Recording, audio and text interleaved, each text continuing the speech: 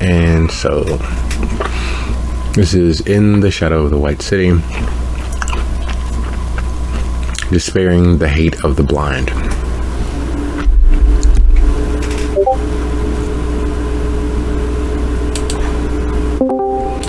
All right, so here we are. This is with everyone being where we last left them, because we don't have quite everyone that we were hoping for.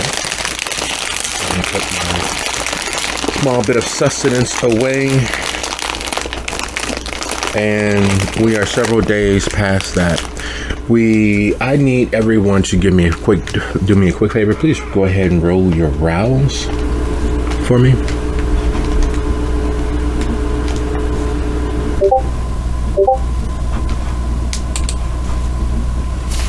That doesn't look good.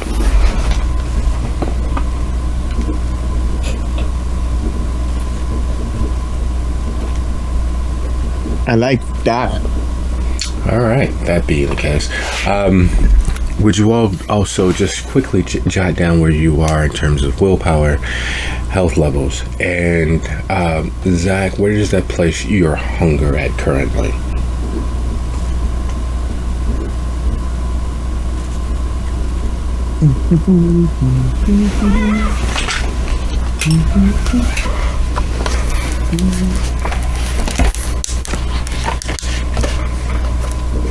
That places Zach's hunger at 2.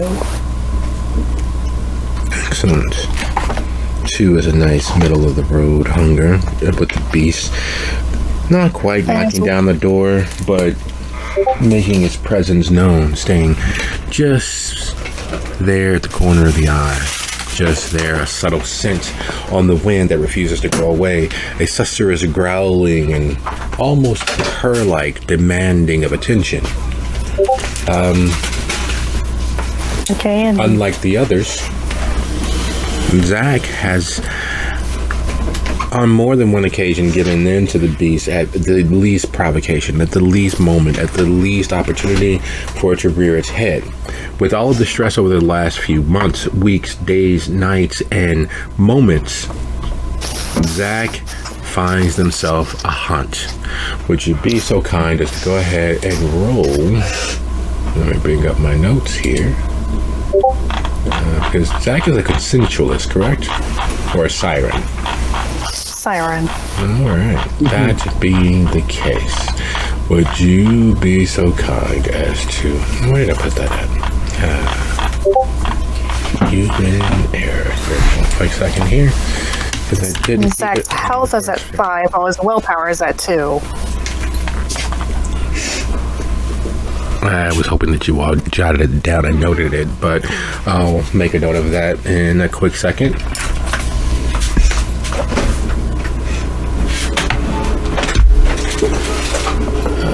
Where is it? There we go. Quick question: do we recover 1 willpower after when we rise, or no?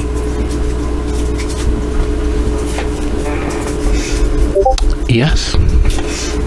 Alrighty then. Oh, well, in that case, I need to make a change.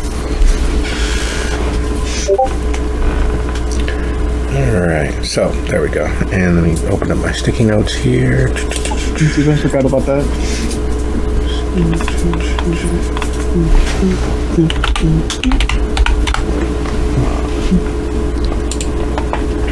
Boy, I don't remember taking some damage. Did I? Or did I not? I see. You didn't keep track of it.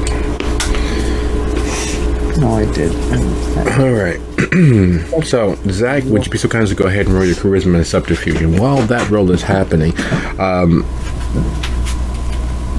Frost McLaren, in an effort to find your new normal, in an effort to not be drugged down and further penalized by the beast that is within your chest.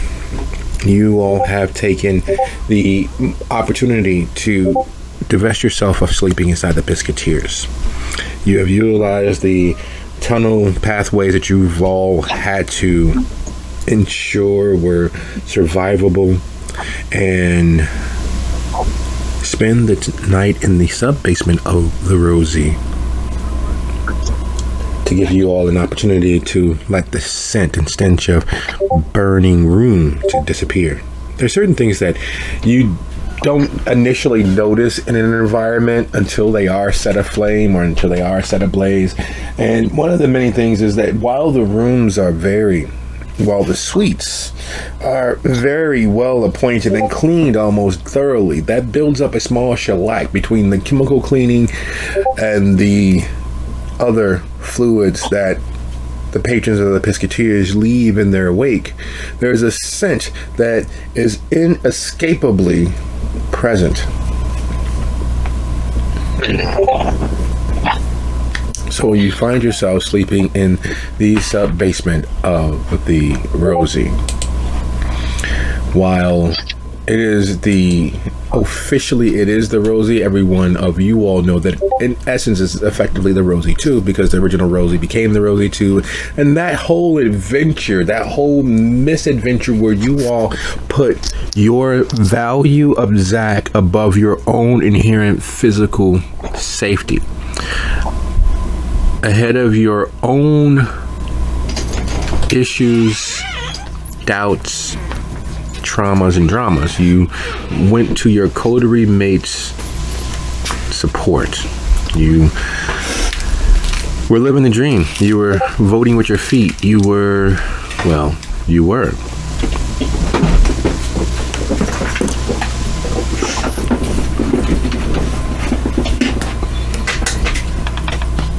And while the architects, designers, contractors, carpenters, and the entire team of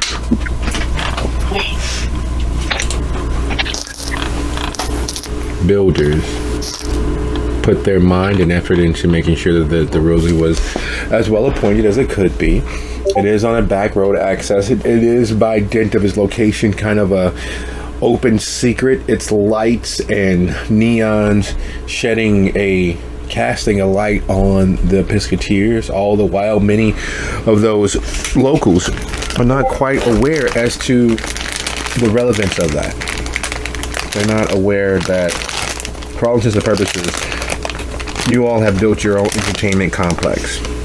Between the secret tunnels and access points to the Pisketeers and how they connect with the Rosie, you all are building your own divisibly reliant and independent complex for music goers, those who have alternative tastes, and the average workaday man and woman who comes to the Pisketeer because they believe that it is a hole-in-the-wall sports bar.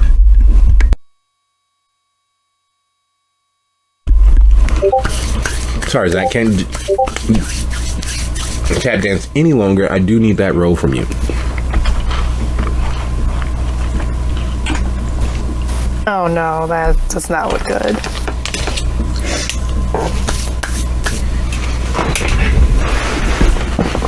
I did.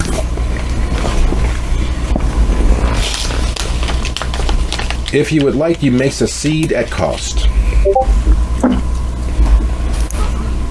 Screw it. Haven't done that yet, I don't think.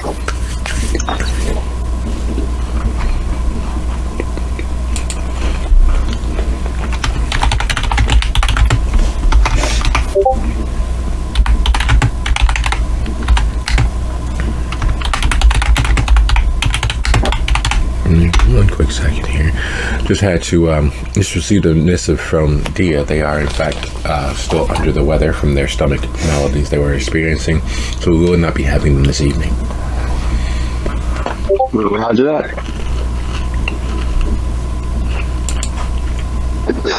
Goody, the cabinet is being let loose on their own without adult supervision. This should be fun. And continuing, Zach, would you be so kind as to roll 1d10 for me?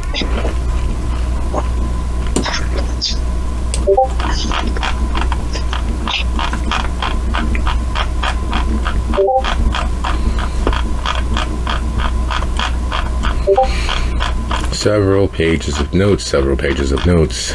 Ignore all of that. Ignore all of the scrolling of my mouse. All right. So, 7. 7 is a good number. It's a lucky number, isn't it?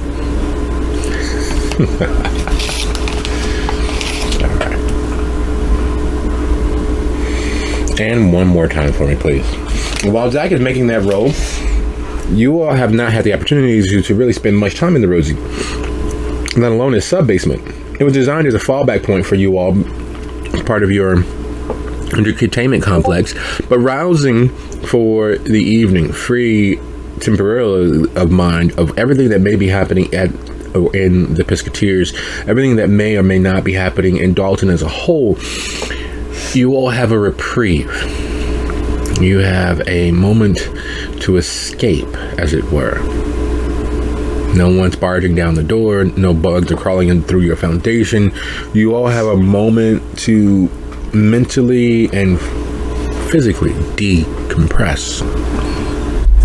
Now, the question here, Zach, would you have slumbered with your coterie mates, or would you have kept yourself separate and divisible, alighting in the royal suite of the Rosie, the apartment that you had built above it so that you could sleep in your own splendor? Or would you have stayed with your coterie?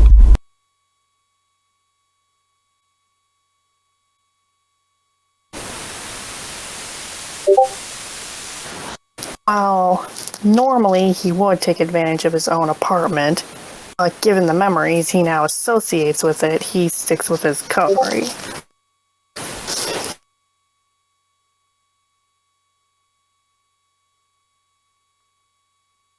So we're just going to go ahead and keep that 7 that you wrote because you didn't give me that second row. Zach, so we're just going to count that twice. Give me one quick second here. Oh, sorry about that.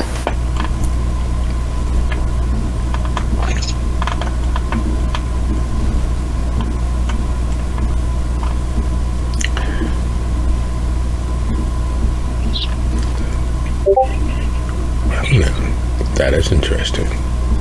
All right.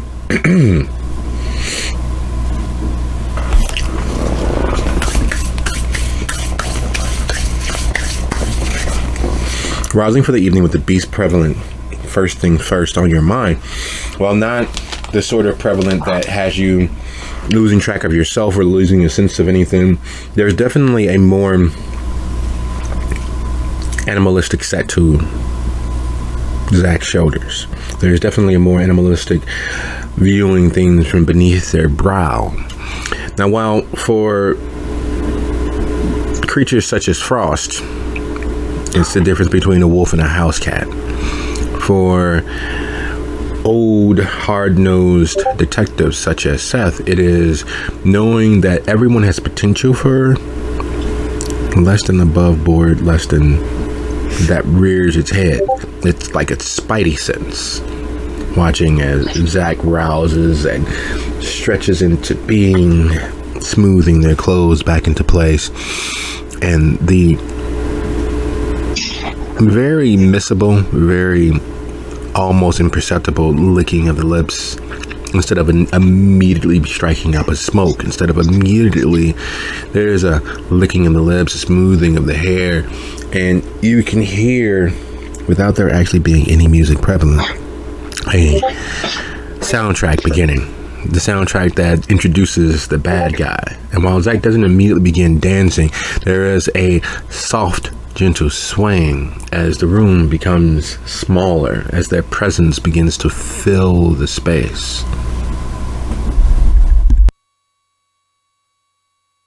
Beep. Oh no.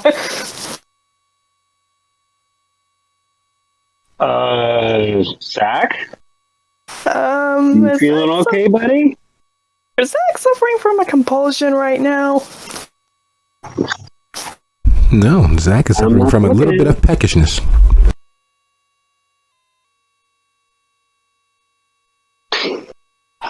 Zach needs to get in the line.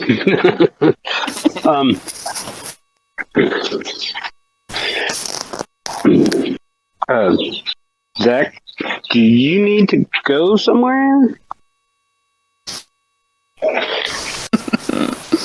Well, I could use some service. And the way he says service makes it pretty clear just what he means by that. He has that coy smile on his face, hair smoothed back in his usual stylishly messy manner, and he basically making it seem like he's trying to seduce someone. Steph is still not blushed, and he's not even going to tempt fate on that one. So his squirrely, uncharismatic ass is almost marble white with his blood potency and his hunger level. He's like, as a matter of fact, I have a few phone calls I'm going to need to make before we make any plans tonight. Why don't you find a serviceable venue for your needs?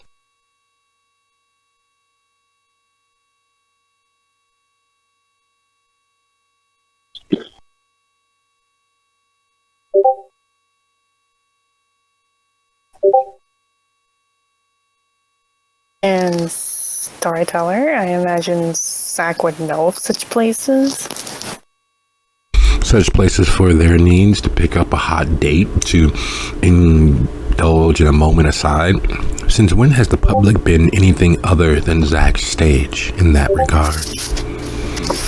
When has anywhere and everywhere they've been not been an opportunity for them to divest someone of their demure innocence?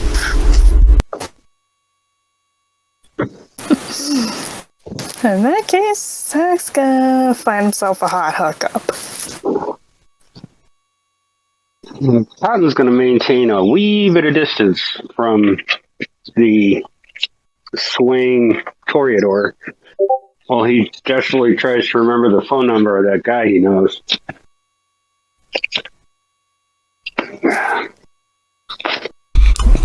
What guy? And Frost, what are you doing during all this? Cleaning whatever guns I brought. Doing my morning routine. While watching them do their morning routine, I guess. Unless, of course, you guys are going to go back under the reservoir, back to the Pesketeers. The only way is up and out. The only way forward is one foot in front of the other. The question still stands, which guy for Seth?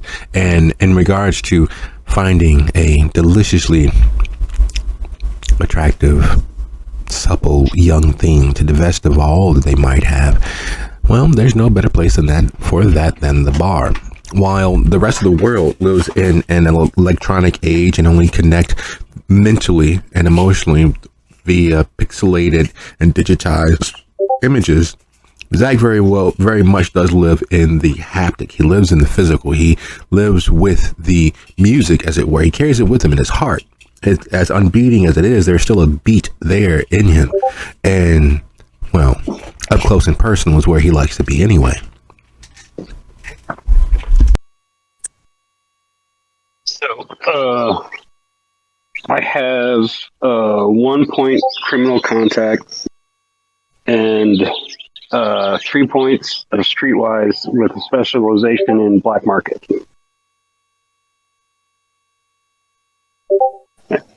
Because I'm a bagger. I have to do this the hard way. Well, it recently became the more hard way. Well, you were a bagger. but we won't spoil any surprises at this juncture. So, where is Seth attempting to make that phone call? The 2 stories below street level, or is he going to head upstairs with Zach? I'm going to go up to street level and get out of the tunnel and the building. This is the kind of phone call he doesn't want to make inside a locatable structure. He'd rather do it from the street.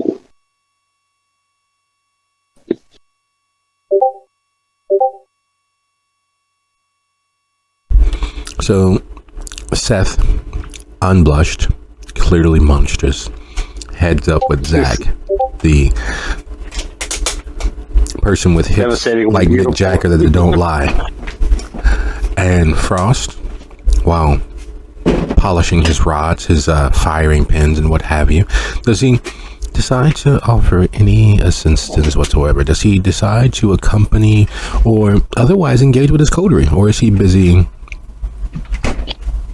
self-soothing as he wipes and strokes and twiddles his firing pins?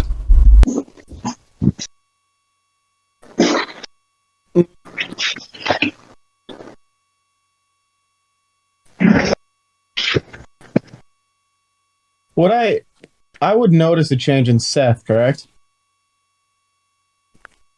Yes. Oh, you?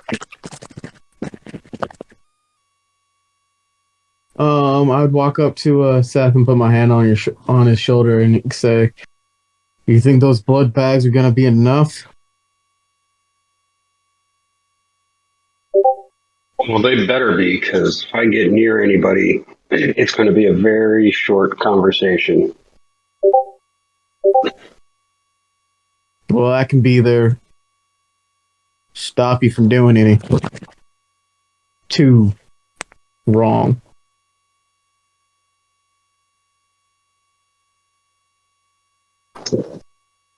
Let me try this first.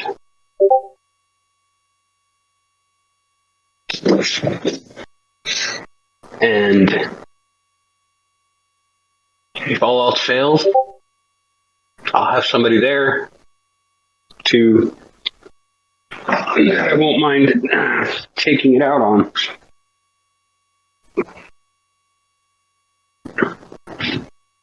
Want me to go with?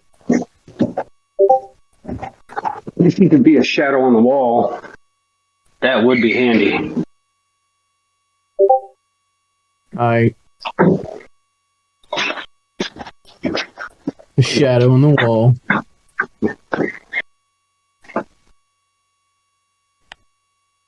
I don't see good things in any particular human's future. So the 3 amigos head upstairs.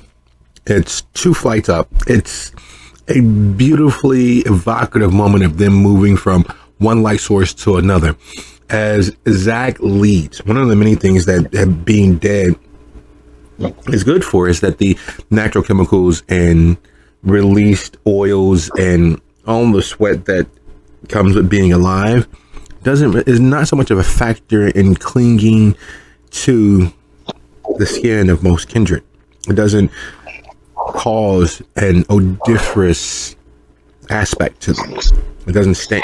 The only thing that stains their clothes is their vitae-tinged sweat, and that usually only happens in situations where the beast has come out to play while they are blushed. But even then, the scent isn't truly there. It's there because they smell the vitae, but not so much in the natural BO or other factors that give humans their many hundreds of thousands of similarities and differences all at once. So as you all head up the stairs, the recessed lighting playing havoc with Zach, who hasn't roused yet themselves, their pale, thin glory making it seem exactly like what it is. It is a hunt, and they are the lead wolf in this, which is an odd thing to balance within themselves, because while Zach is in fact the lead wolf because of speed and knowledge of the Rosie, Seth is the by far more monstrous in appearance, with Frost not that far behind. They both are not small men. They both are not the lithe, athletically graceful men who spend hours bent over a musical instrument. They were men in their lives who ran the streets in the most literal meaning of that, chasing down perpetrators, chasing down prey. Their hands show all of the amount of physical exercise they received. Their knuckles swollen, the veins unused, still standing out even in death. And as they enter the storage room on the ground level of the Rosie to exit into the public spaces, one, so that Seth can exit the building to call, and two, for Zach to prowl the crowds present and find just the one. In the doing, they realize that the Rosie is in full swing. Unlike the Rosie 2, it has never had the popularity of being a drug den. It has never pulled the wool over anyone's eyes. It has been a new and popular addition to the Dalton community. It is part of the nightlife of Dalton, and their choices are fairly limited. Ever since the Queen of Spades was all but imploded, ever since the Adonis has slowly drifted into disrepair, the Biscuiteers kind of was it. And so even with the Rosie not doing the numbers that it once had, and even though it's not doing the numbers of the Rosie 2, it is a popular destination. It's good, clean, wholesome musical fun. An everyday concert, as it were. And it has its fans. It has its loyal carousers who come for the music, stay for the drinks, and stay even longer because they're shit-faced after it's all said and done. With none of you all having blushed for the evening, would you all be so kind as to go ahead and roll your charisma plus persuasion to appear human?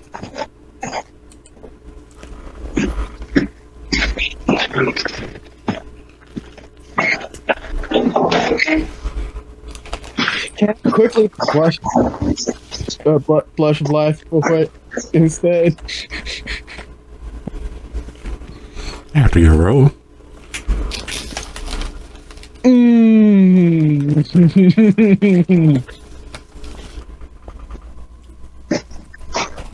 Charisma plus persuasion, you say? Yes. All right, guys, this is my. Your roll's already made. Go ahead, Zach.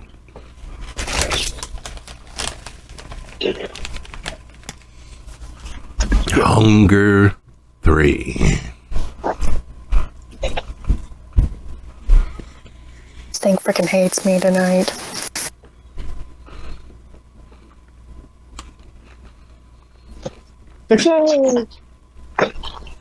Well, you know what they say, birds of a feather flock together.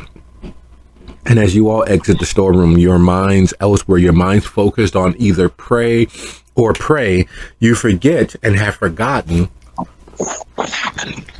the very real basis. If you're dealing with humans, blushing is the only recourse. If you're dealing with humans, it is best, if you're dealing with mortals, it is best to pull on that lambskin and dance amongst the sheep. Because if you stand out as a wolf, it makes everything far more difficult. And in this moment, those chickens laid eggs. Those chickens who went prowling through the neighborhood have finally come home to roost. There is a persistent practice amongst the coterie to not, because they typically, for the last few weeks, for the last few nights, for the last few days, have been dealing with kindred solely. They have been engaging in monstrous acts with other monsters. Them needing to appear human, them needing to disguise what they were, slipped their minds. It escaped and evaded their conscious thought. So much so that the urge to feed in every way that was possible, be it from the used condom of the blood bag stolen from some hospital or some blood drive, or from the most tenderest of places with someone in need of a small pick-me-up. Oh, is that your?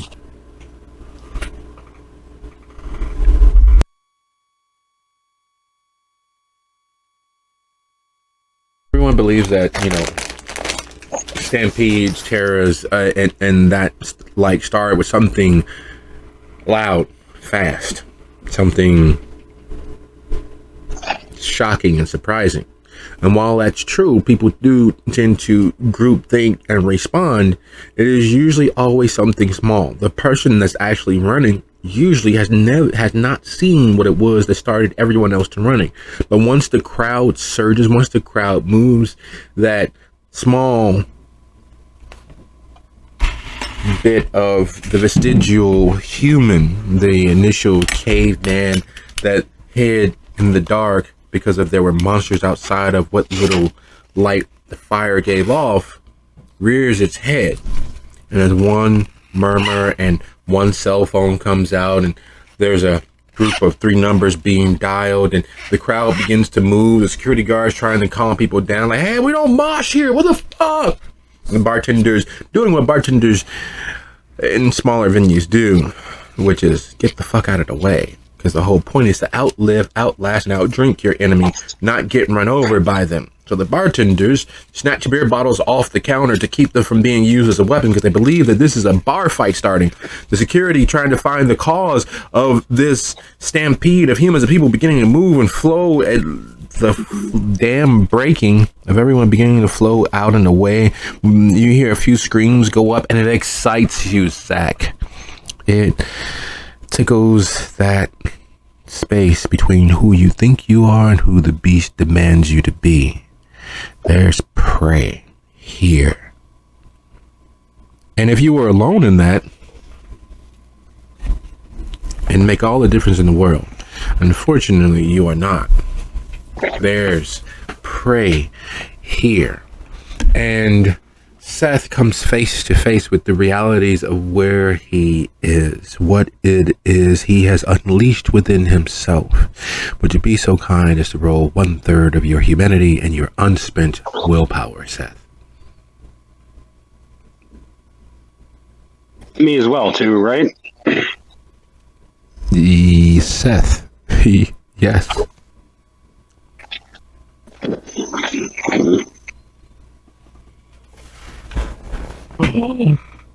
Yo, is Seth a Sith? Because all you have to do is replace the E with an I, and then he's a Sith. Bro, big brain. I think we're about to find out. 1/3 humanity and willpower.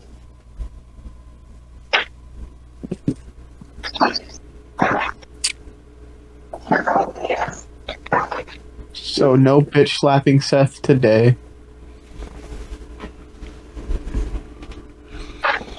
You have never seen him salivate in the manner that he is doing. There is no ifs, ands, or buts about it. There is nothing remotely human in his gaze. His mouth waters and the drool pools and puddles at the edges running down his cheek as his hands and fingers flex and his shoulders bunch forward in the attempt to snatch up some of that lovely soft flesh running, screaming past them, away from him. But instead of acting on those clear-cut impulses, instead of being the red-eyed monster that is there, Seth manages to remain still. He manages to simply window shop all the monstrousness that is in him.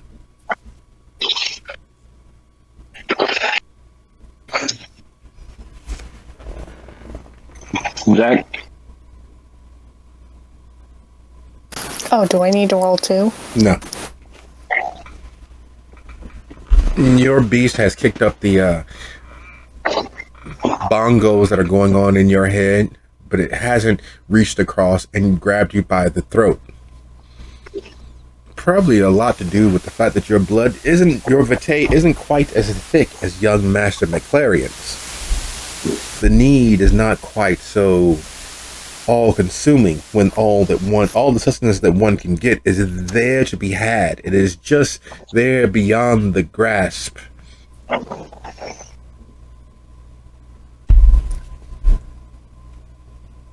I need to get out now.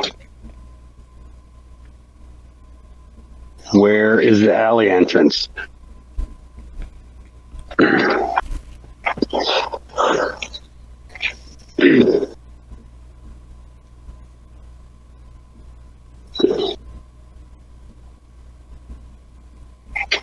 Zach, focus. I need to know. How do I get out of the room into Zach the alley? points at the door that leads to the alley. Seth, rather mechanically, turns away from the wave of humanity making it for the doors and goes behind the bar and gets out. Meanwhile, Zach starts looking for the most attractive person within his range of sight and wants to make his way towards them.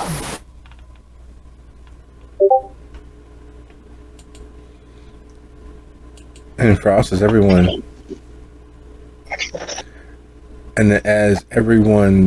splits, as the party tears in two, where do you head to, Frost?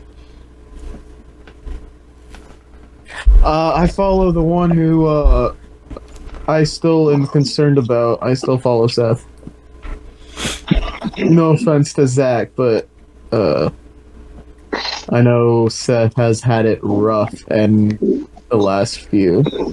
So as Seth goes through from the bar, through the galley kitchen behind, scaring the bejesus out of the dishwasher and line cooks that are there, because he very well looks like what they expect when they think of the police or when they think of unchecked authority. He is that monstrousness that lurks in the heart of every person who has had to face unchecked authority. He is the federal agent heading up into the Appalachia. He is the undercover cop who is willing to do all manner of dirt to make their arrest, whether it's legitimate or not. He is the very avatar of all of those moments as he goes storming through the kitchen. And they move out of the way. They begin measuring the distance between their coats and the other door away from him, and in behind them comes a relatively well-renowned and regarded bounty hunter. They are used to all manner of things. They have grown accustomed to all manner of things potentially happening and surviving it. In that moment, one of the dishwashers clutches his chest, the other begins sweating buckets, and the last line cook just shakes his head like, fuck, I knew this day was coming, and prepares for the takedown that he is sure. But nothing happens. Frost and Seth continue on their way, heedless to all of those small theatrics and dramas that took place. People saw their future and freedom flashing before their eyes.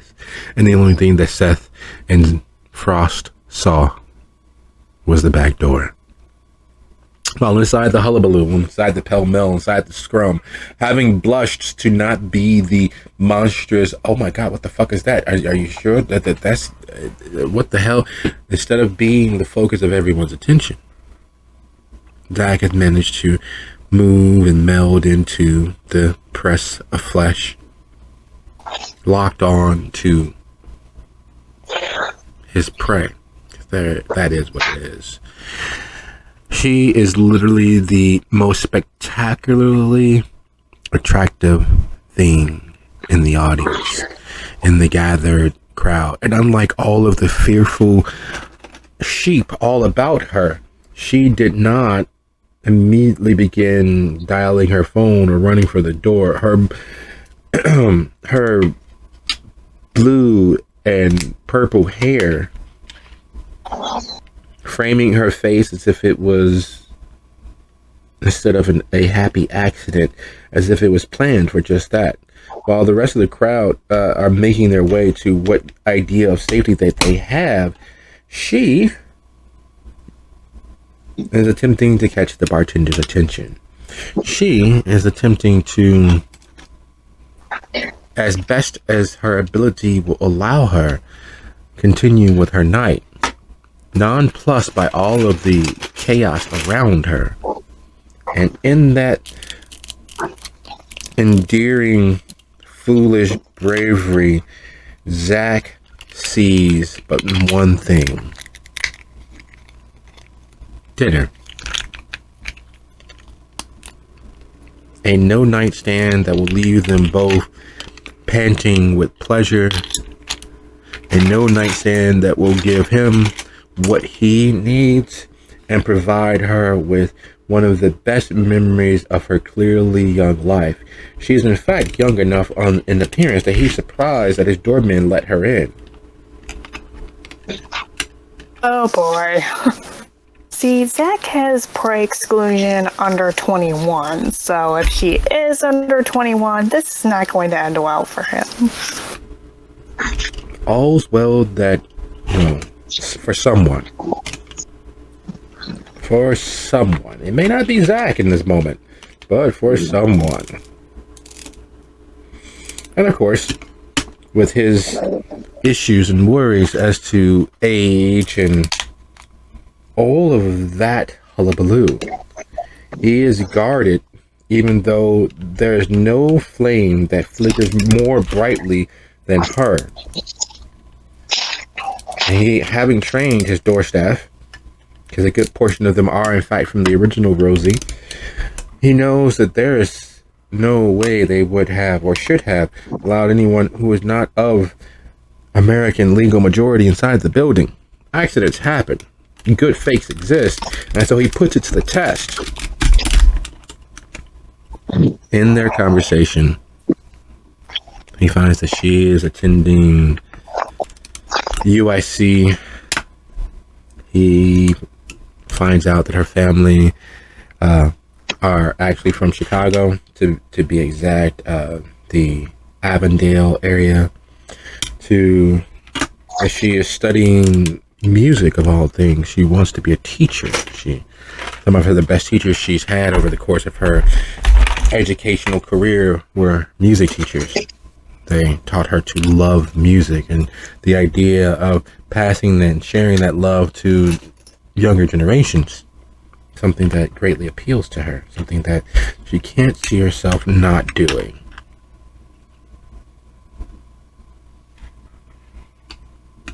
Oh, this puts a big smile on Zach's face. Well, now, funny you should say that. Love of music is something I, too, enjoy sharing. And he leans in a little closer. Her bright, blush skin, looking as if it's that. There was an old commercial that Zach remember seeing when he was far, far younger and far more alive. It was something about being ivory clean. There was this woman dancing through, walking very innocently, seductively through all of these shimmering, lacy curtains, and she was carrying a naked baby in her arms, and there was just something about it that said innocence, that said truly 100% clean. Though Zach learned later in life that that's not the case. All soaps leave residue. All soaps have their issues, but there was still that image of it for him, ivory clean. And as he leans in to her, that image plays in his head. He can't help but seeing all of that relatively unmarred flesh as ivory clean in the moment. The bright blush in her cheeks, the fact that her lips look as if she's using a pinkish lipstick when you know that there isn't. Zach knows his makeup. He knows all of the tips and tricks to make one seem more or less than what they are. And as he leans in close, he realizes that all that she is in this moment is bright, natural, unblemished. It is hard for him to take his eyes off of her.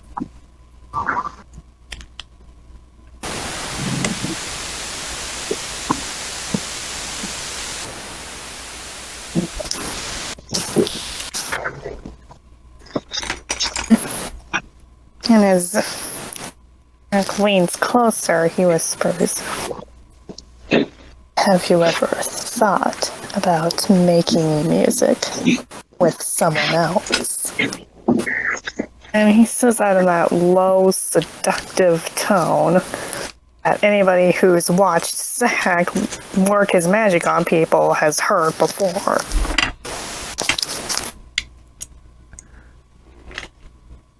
I don't think I dream of anything else more. I think if I could find just the right partner, that I could make music forever. You know?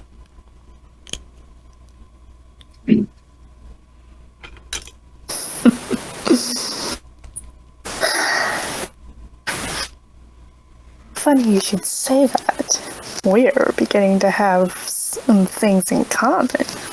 And his smile widens, and he's definitely dialing up the charm.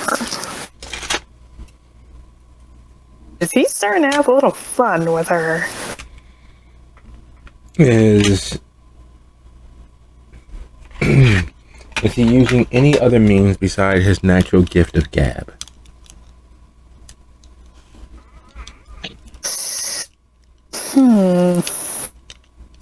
Not at the moment.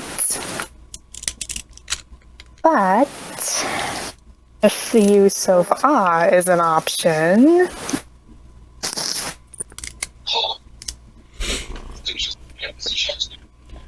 Awe is always an option.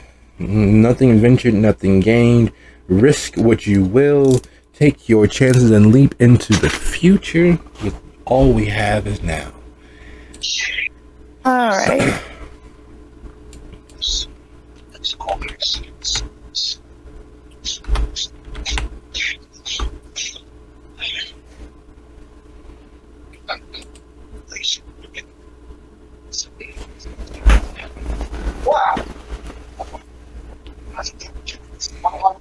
Okay. Would I need to roll to be able to use awe? In this Or is she completely unprepared? In this case, you're going to do me a favor. Roll your composure plus intelligence for me. Okay. Composure and intelligence. Oh no. Oh, Jesus. Why does this thing hate me today? All right. That takes care of that. No need to roll. You have her eating out of the palm of your hand. This beautiful ingenue whose future is most uncertain in this moment, because as innocently demure as she is, there is a heat and a feeling between you and her as if you've given up on the actual mechanical idea of a soulmate after everything that's happened over the last few weeks. However, in this moment, in the now, it is clear that you and she were destined by fate's very will to have this moment together, to share this pleasure together as you all slink off to a booth just out of the main pathways of Rosie. It is clear that your entire life, unlife, and night have built towards this moment of satiation, of pleasure given and taken with such all due justice that there's nothing else that matters. And while inside is happening, stepping outside into the night air of Dalton, there are certain things that becomes immediately gratingly aware for Seth.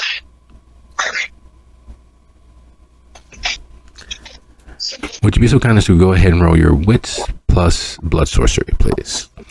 And Frost, would you be so kind as to roll your wits plus occult for me, please?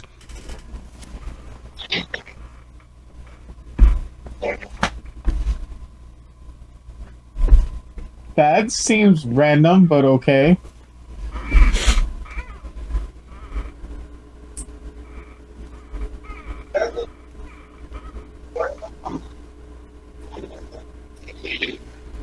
Oh!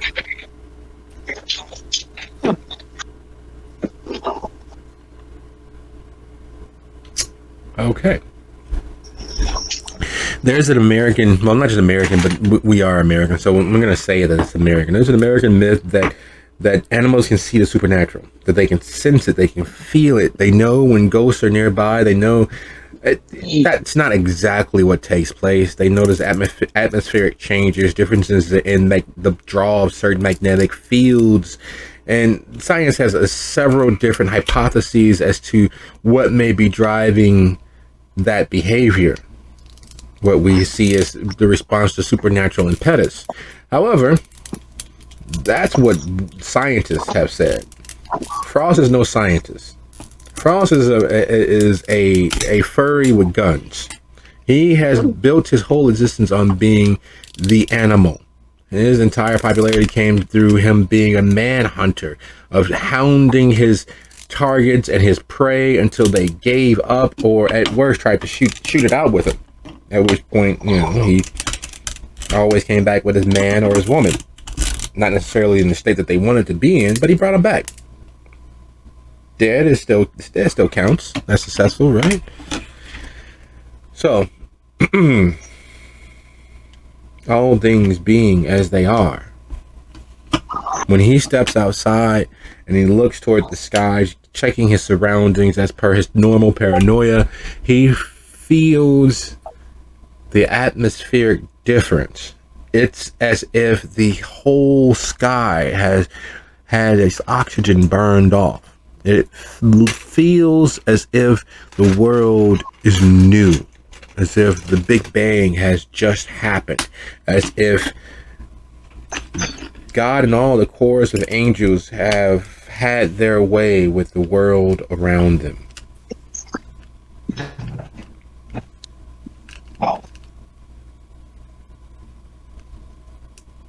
And while he is noticing such a thing, such an event, such an atmospheric response, Seth,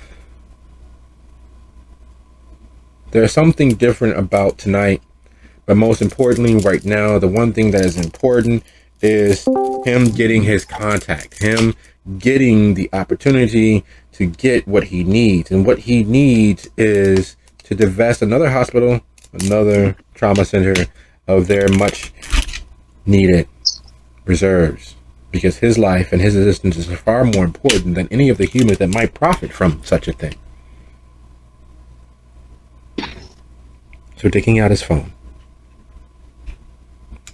would you be so kind as to go ahead and roll your charisma plus your contacts for me, please?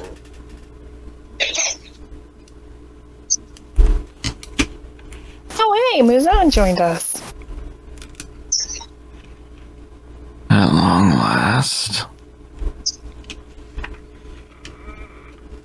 Sorry about your day, bud. Been so bad if I had just one more person to help. Just one.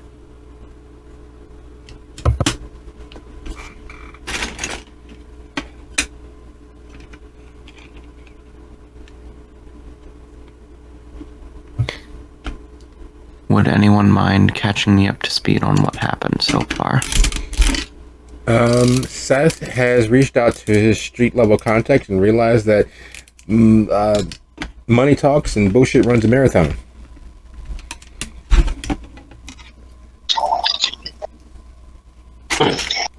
More importantly, I've learned to keep stock.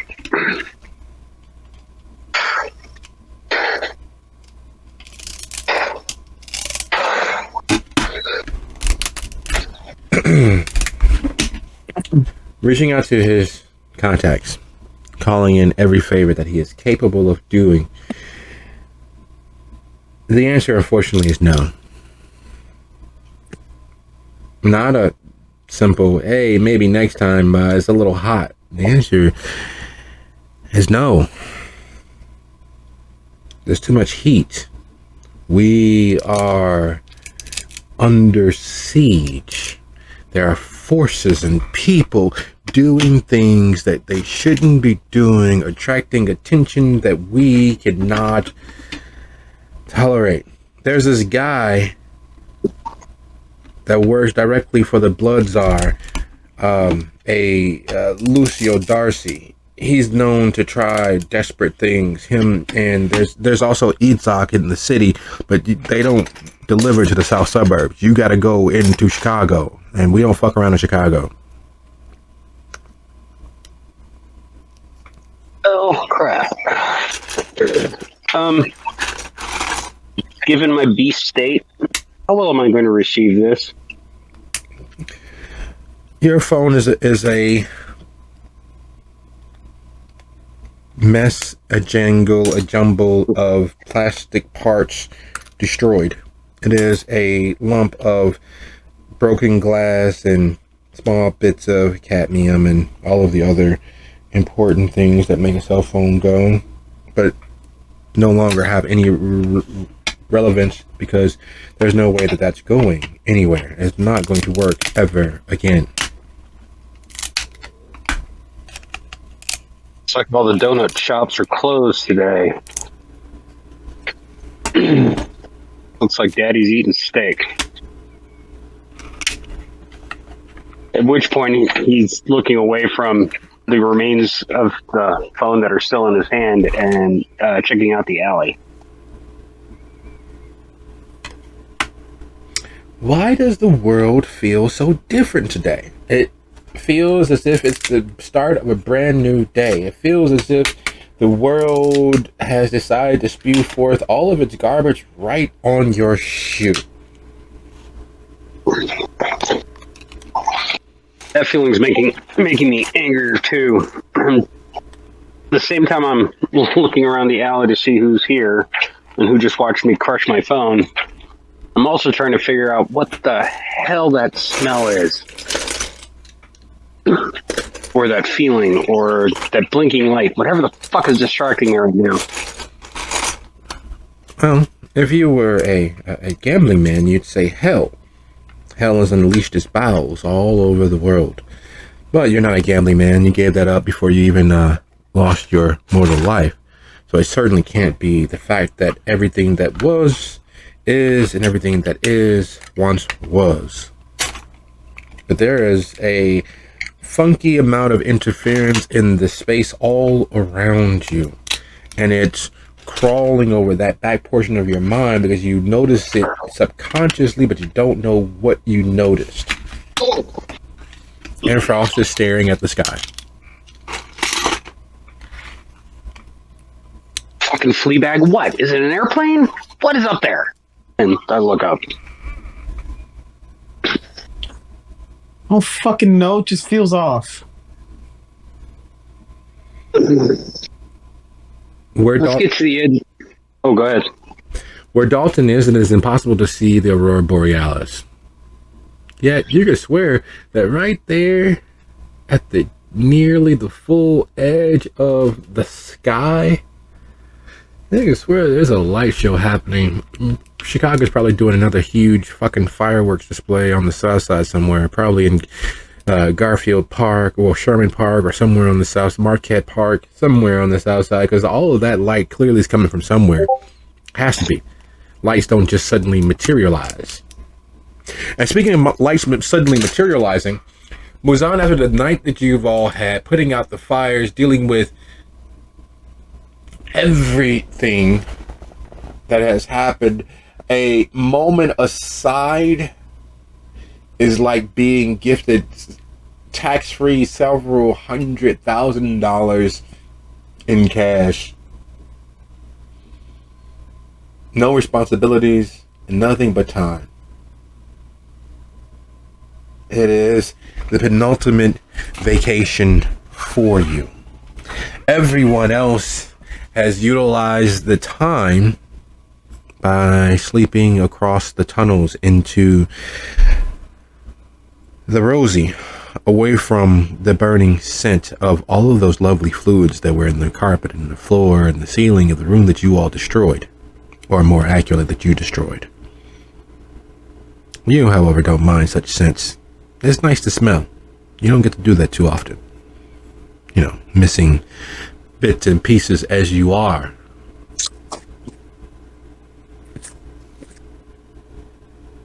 So after Dia's depressive moment, after the fire, after the smoke, after everything, you come to in the recessed room you've taken for your own inside the Pisketeers. Dia is busy. The others are across the tunnels in the Rosie. Night has settled. Would you be so kind to roll? Give me your rouse roll.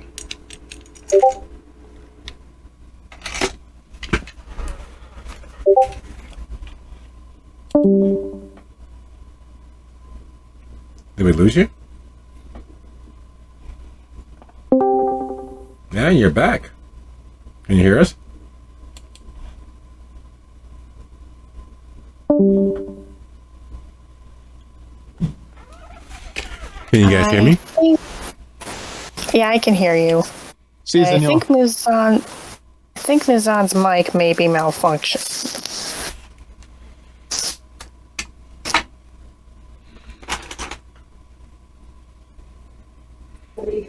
I can hear everybody but Muzan.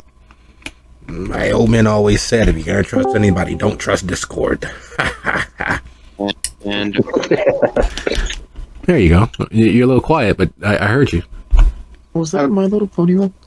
apparently now was the time my computer suddenly decided, yeah, we're updating the drivers on your mic and your speakers at the same time. So that's why they decided to suddenly cut out.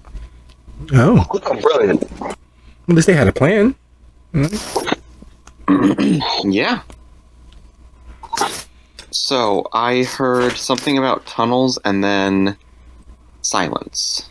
Okay. Well, you awaken in the tunnels in the room that you've taken as your own inside the Pisketeers. The other members of your coterie have just decided to sleep away from the scent and stench of the burning room and all of that residue. You, however, take some pride in the fact that you are able to smell, considering all of the many parts of you that have been lost along the way with your embrace. It is not something that you would wish on the worst person. And you know quite a few of the worst people.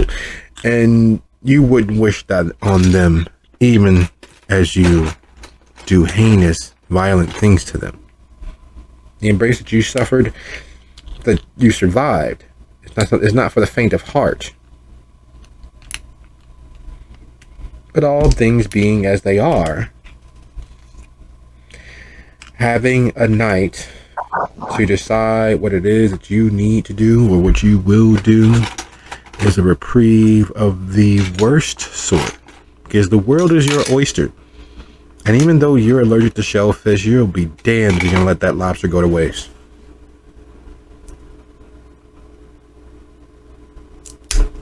So would you be so kind as to go ahead and make your rouse roll for me and illustrate for me what it is that Muzan will do with his moment to himself, with his moment to be Muzan.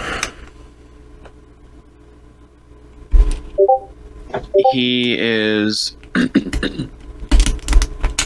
reflecting on all the nonsense that has happened to him over the course of the last couple weeks, from being just a regular, like, nobody in a corner of a crypt, to suddenly being the de facto leader of the Nosferatu of Thornton Township, to killing a baron, and now having a place at another baron's court.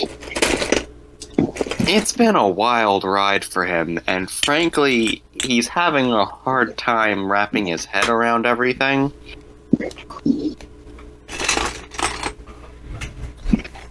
But at the same time, some part of him is really enjoying it.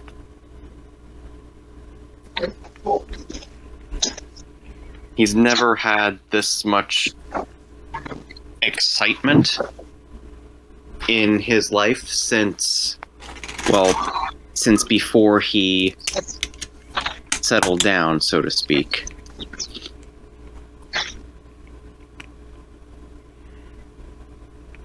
I see.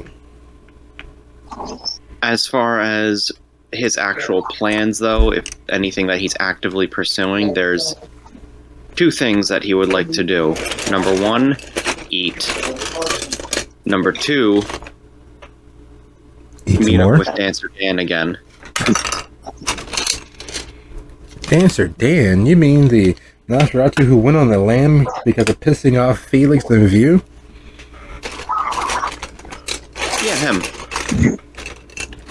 Dancer Dan. Well, it's funny you should mention that. Would you be so kind as to go ahead and roll your strength plus brawl for me, please? And Strength and brawl, you said? Strength plus brawl. Because while your beast isn't kicking down the doors, you've always been of the mind, a very militaristic mindset. Eat when you can, because you never know where your next meal may be coming from.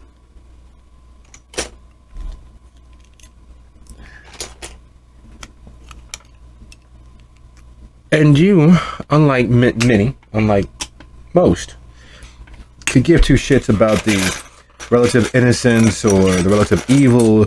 The whole point is you need to feed, and what better way to feed than in whatever way you deem necessary at that particular moment.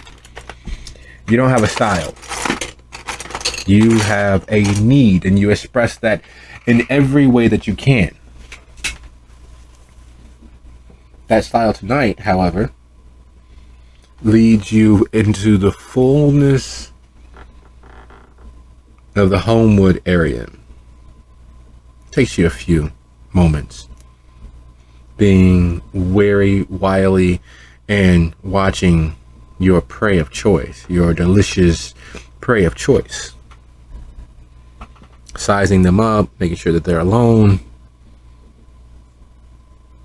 And like a thief in the night, armed with the biggest nail bat you have ever seen, you welcome them into the apocalypse. You divest them of that which you need. You take everything from them, and you give them only pain. At least that's what you tell yourself. Because even the kiss in the hands of a Nosferatu is one of the most pleasurable moments of any being's existence.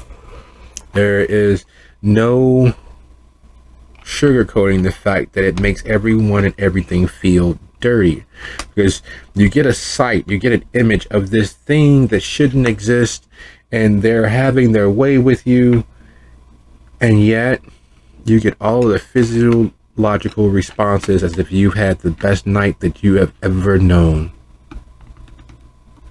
It is, without a shadow of a doubt, a mind fuck of all mind fucks.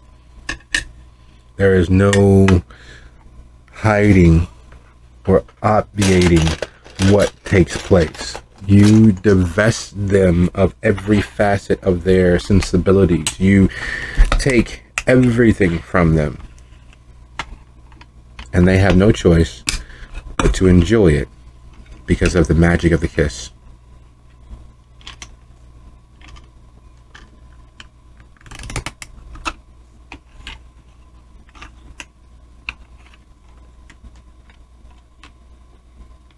De-fucking-licious.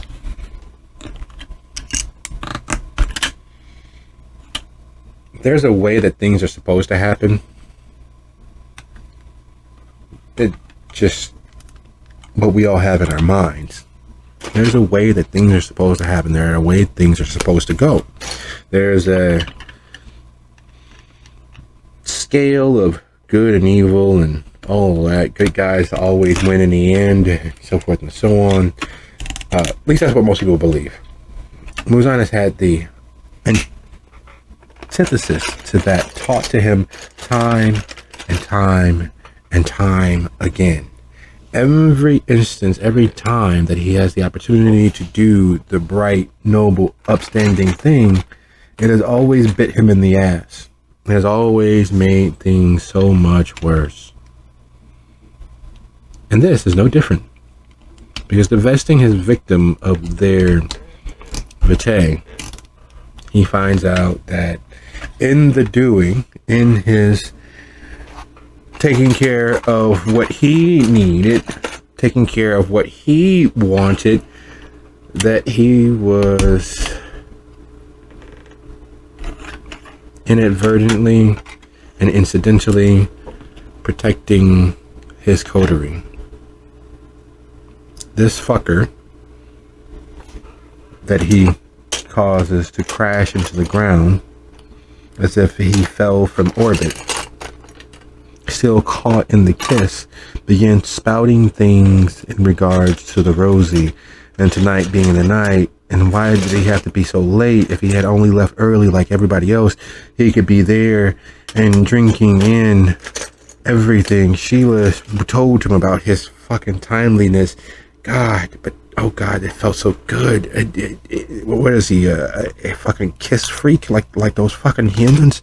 No, he can't be a kiss freak. He's... And listening to him ramble, lost in the moment, Muzan curses, as only Muzan can. Muzan loses a bit of his patience because he realizes that there are individuals out there in the world who has marked his coterie and his coterie's businesses as victims. And that doesn't sit too well with him. In fact, it sits the opposite of well with him.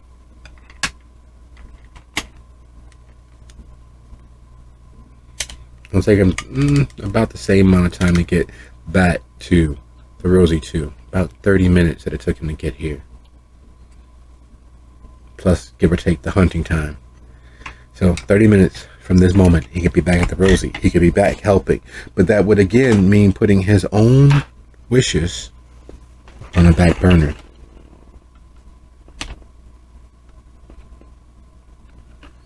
Will he do that? Is this guy still alive? Well, as alive as he ever was. Muzan's going to take his fangs out of this guy and pull his head up and just ask him, I'm just gonna ask you one quick question before we finish this. What the fuck are you talking about the Rosie for? What do you mean tonight's the night? His prime hunting ground, and we got messages from her and that's a ball that is no longer protected. Whatever we do is what we do. So Sheila got the bright idea that tonight, knowing that, the protections have been pulled back from the place, that Decibel isn't going to punish us, we can do whatever the fuck we want to the place. And have you seen all the young college kids that go there? Such easy feeding, man.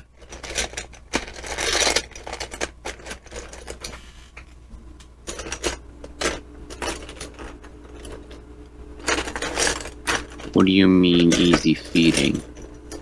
Well, the Rosie too is like a bunch of hypes and druggies, but the Rosie, it's so sweet, man. Like just you like you think that the vitae is good, but the blood of the innocent is. Muzan, as soon as he starts saying that, like basically pulls back the guy's mouth to check if he has fangs. Oh, Muzan does enjoy his vitae.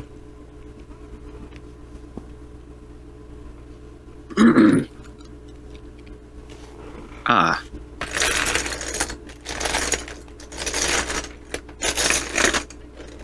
So tell me,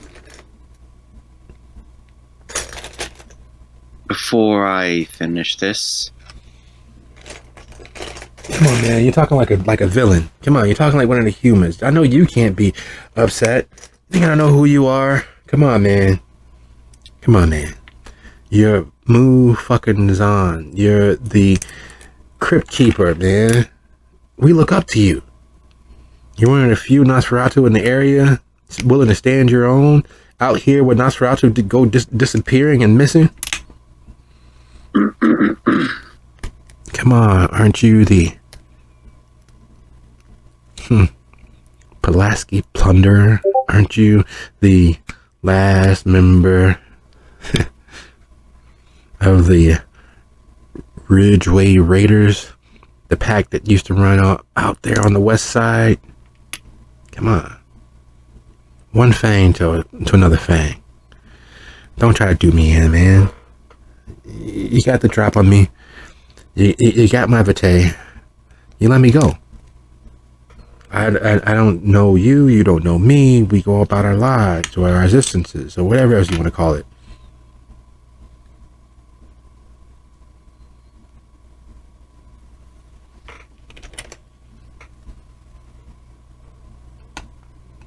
and if I do,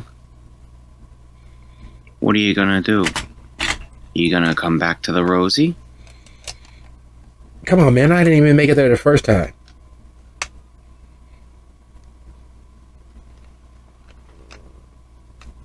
Then how about this? I'll let you go, and you tell your fucking friends to stay the hell away. Yeah. I'll put the word out.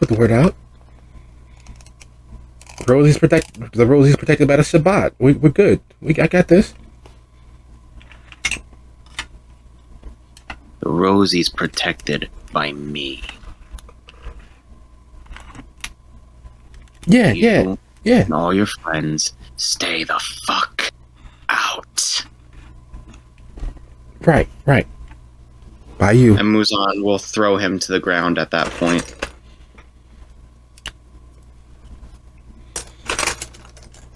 Now get. Yeah, man. Yeah. And he begins picking himself up and dusting himself off as he runs or tries to. Unfortunately, throwing, vampires into the ground has a similar effect as slamming humans, except that they don't stay unconscious, they don't get passed out, they don't suffer concussions. They just suffer the damage and have to deal with it.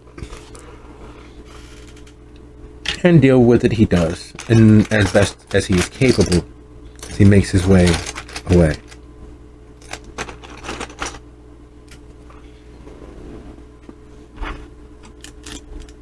Now I gotta go back, don't I? Just my fucking luck. And Muzan is gonna make his way back to the Rosie. Oh, he didn't have to. He's sure they can fend for themselves. Come on. It'll be perfectly fine.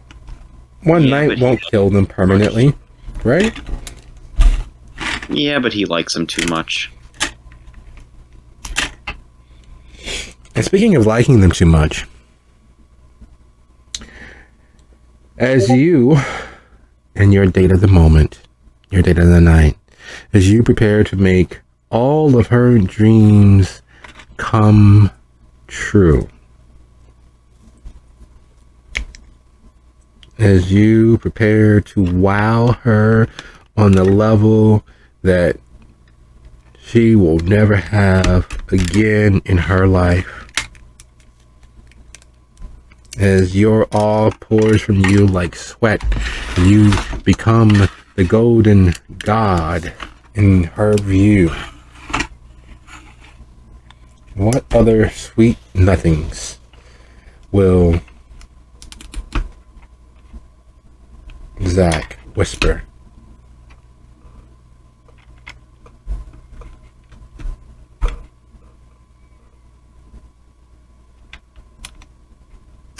At this point, Zach's leaning up against the closest wall. I'm leaning in even closer. And whispering. I can just imagine now the music that you and I could make. And he draws in closer. Erin now has a finger underneath her chin. May I?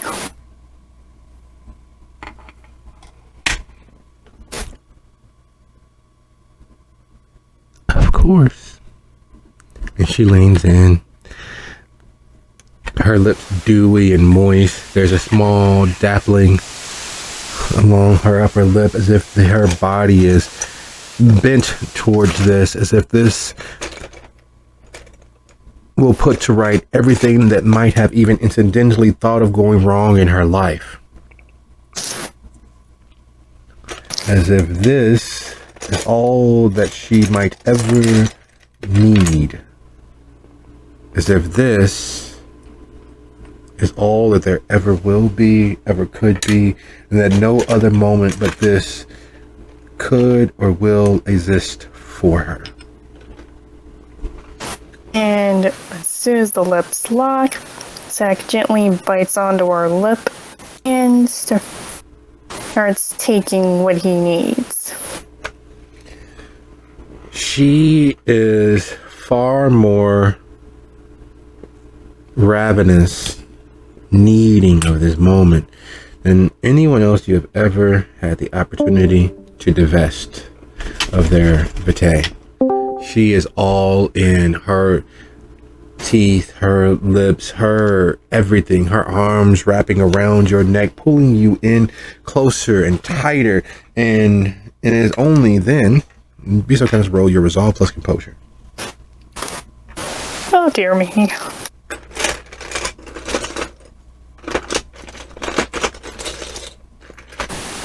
And for the purposes of this, any hunger slaked? No, not for the purpose of this.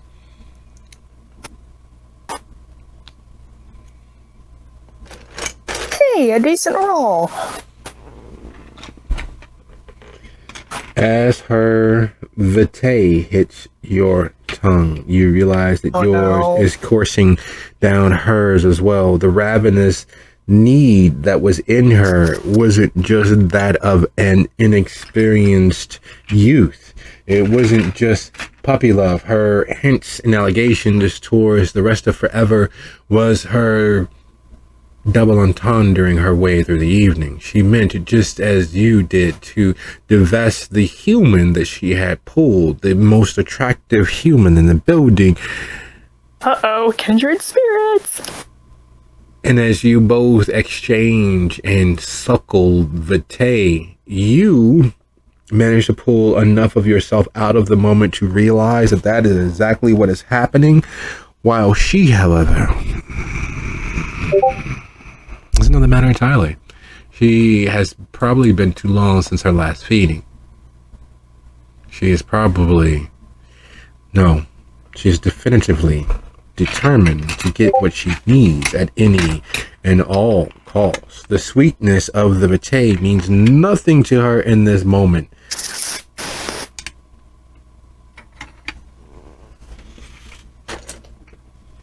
And Zach realizes what's going on. He gently and smoothly pulls away. He'd like to. Let's see how smooth he actually is. Would you be so kind as go ahead and roll your dexterity and subterfuge for me, please? Oh my. Roll after roll today, huh? We are on a roll. I'm still at hunger 3, I take it. Yes, ma'am.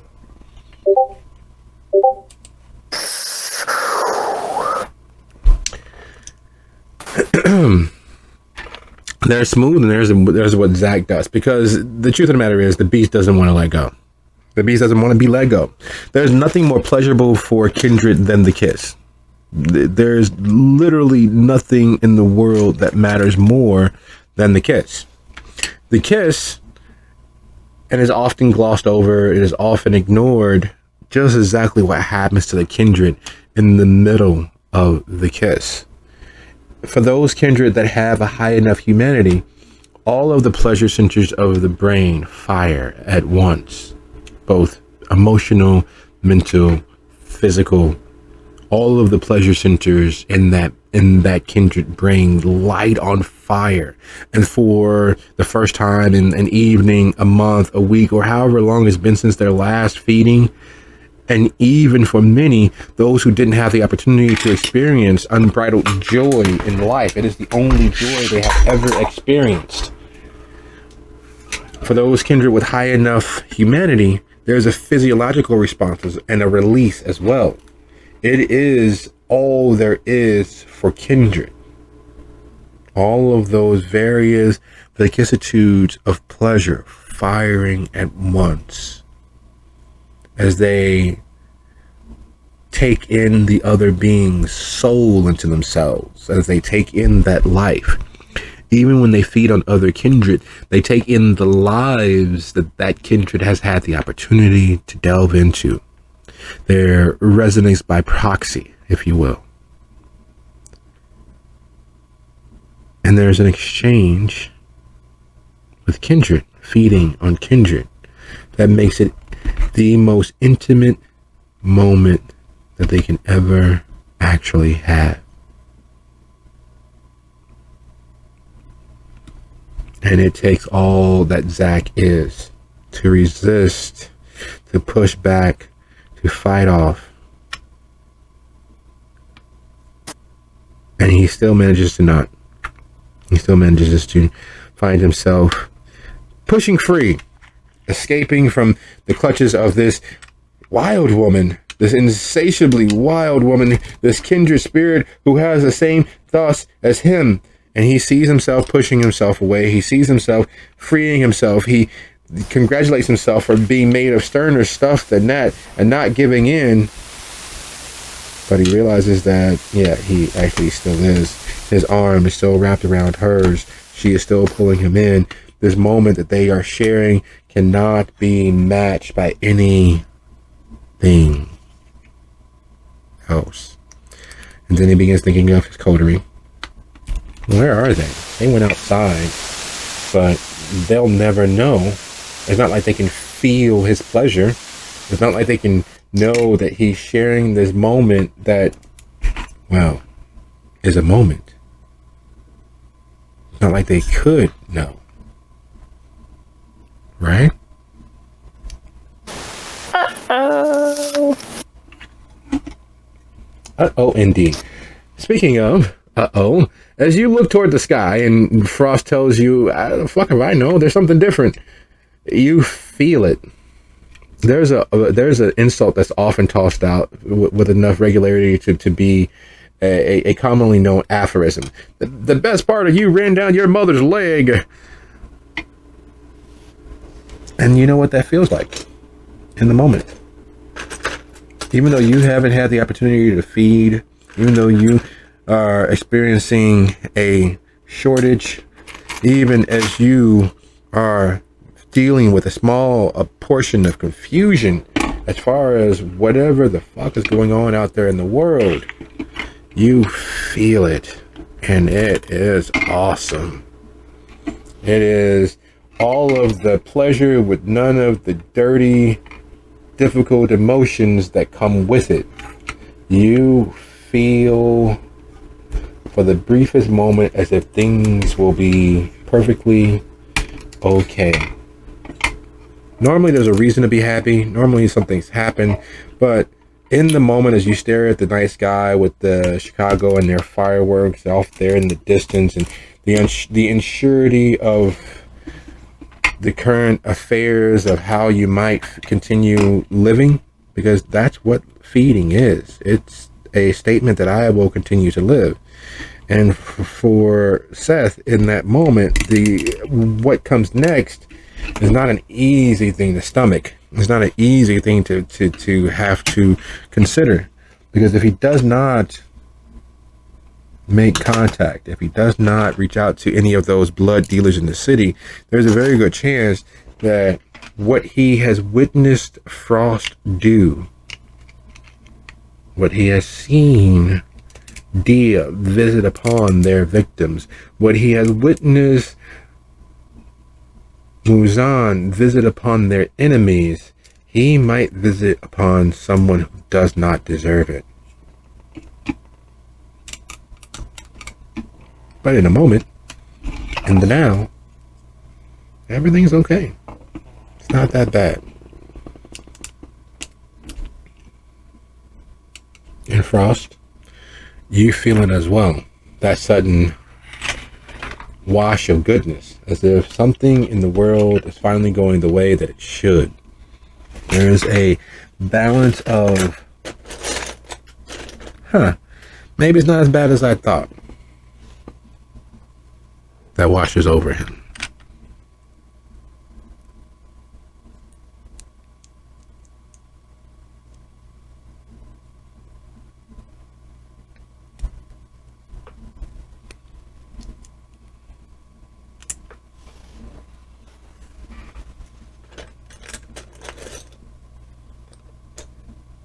Gentlemen?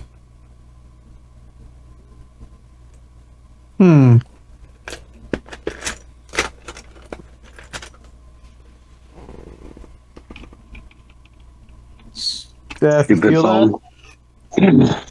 I feel it, but I can't quite see it well enough. Let's get out to the street. Maybe we can see better when we're out of the alley. There's got to be something we can see, and I'm going to activate heightened senses for sight. That's a great idea. That is. You can't figure it out if you can't see it, right?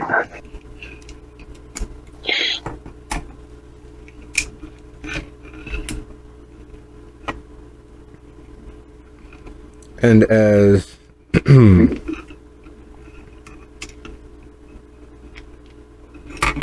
Seth walks away from you, Frost, is there anything else you'd like to say? Anything else you'd like to do?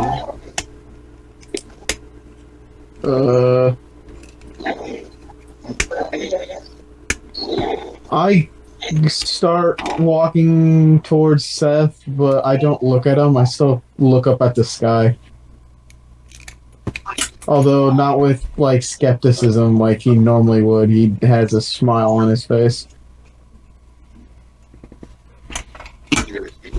Because it is probably just fireworks, right? Of course. Of course. It's just fireworks. Not like anything mystical, magical, or minorly remotely possible.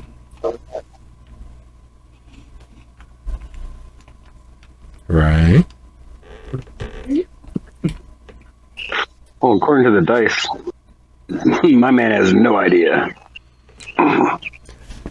He just knows he felt icky, and now he feels really good. And he doesn't like either one of those things, because he can't link those thoughts to anything tangible yet.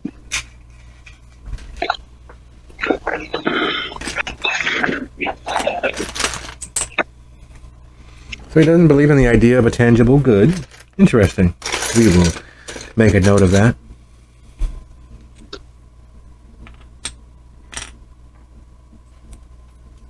So clearing the end of the alleyway, we look up in the direction of Chicago, or I look in the direction of Chicago, where I think the vague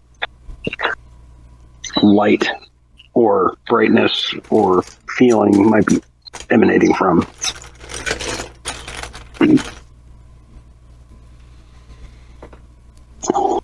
Yeah, it's definitely fireworks. It's definitely something that Chicago is doing. And this is always the case when Chicago does something, everybody else pays the cost. Because whatever they're doing is loud enough and bright enough that it's changing and has changed something. There is a persistent, nagging, sinking suspicion that something is afoot, that something is happening.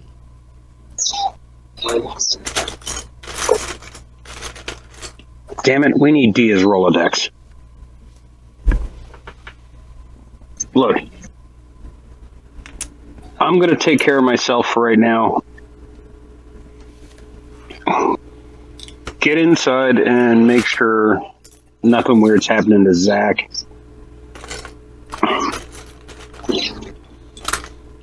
What could be I'm happening? going to keep... Well, we just felt really crappy, then really good. I want to make sure it didn't mess her up, or mess him up, because he would probably be the most sensitive of all of us to something like this.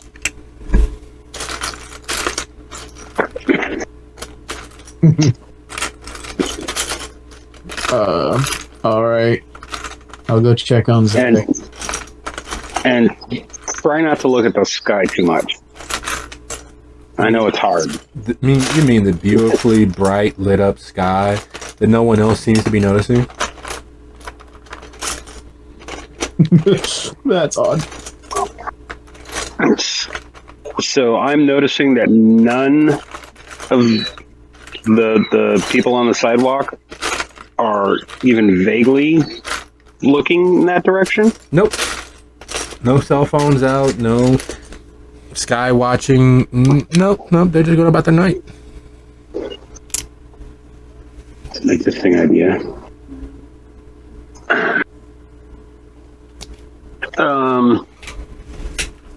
Should we shoot it? No, don't shoot it. But I'm gonna have to do this the old-fashioned way, which I hate. Just get in there and make sure Zach isn't like exploding into a rainbow or something. I'm gonna Doesn't he try to figure out. a rainbow? Not like Basically, I just butterflies flying out his ass, whatever. I don't know what's going on, and it's tweaking me out. But I need to take care of my more pressing problem right now. And Seth, he's still got heightened senses on, and he's gonna scour the alley for a snack. See if there's anything hidden in the alley, asleep under a dumpster or something.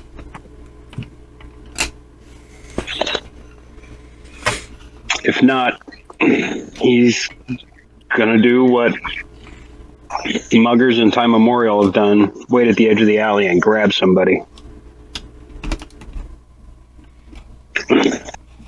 God, he misses donuts. All right, so he's gonna wait at the end of the alley, grab somebody. Nice, way to go, Well, Seth. He has not fed this way in a while, so he doesn't have a rock solid plan. Way to go, Seth. You got this. You got this. Yeah, man. This is great. This is wonderful. You will be perfectly silky smooth. I'm sure everything will work out absolutely perfect. Would you be so kind as to go ahead and your strength plus brawl for me, please? Is it okay if I use my baton instead? Because I prefer not to accidentally rip somebody's head off. You prefer to have more dice, but go ahead. You know what? Nah, let's go ahead and make that strength plus melee. Plus your baton.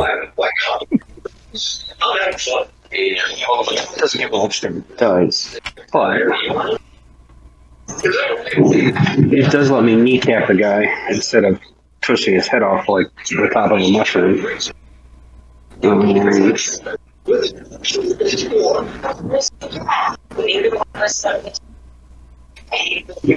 Now, your baton is a +2 or a +3 baton?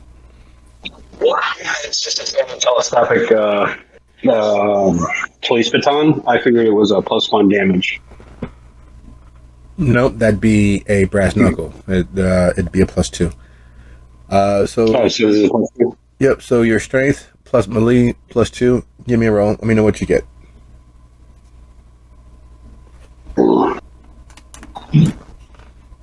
Oh, if you want to put your DC in there as DC 1, you have effective sneak attack.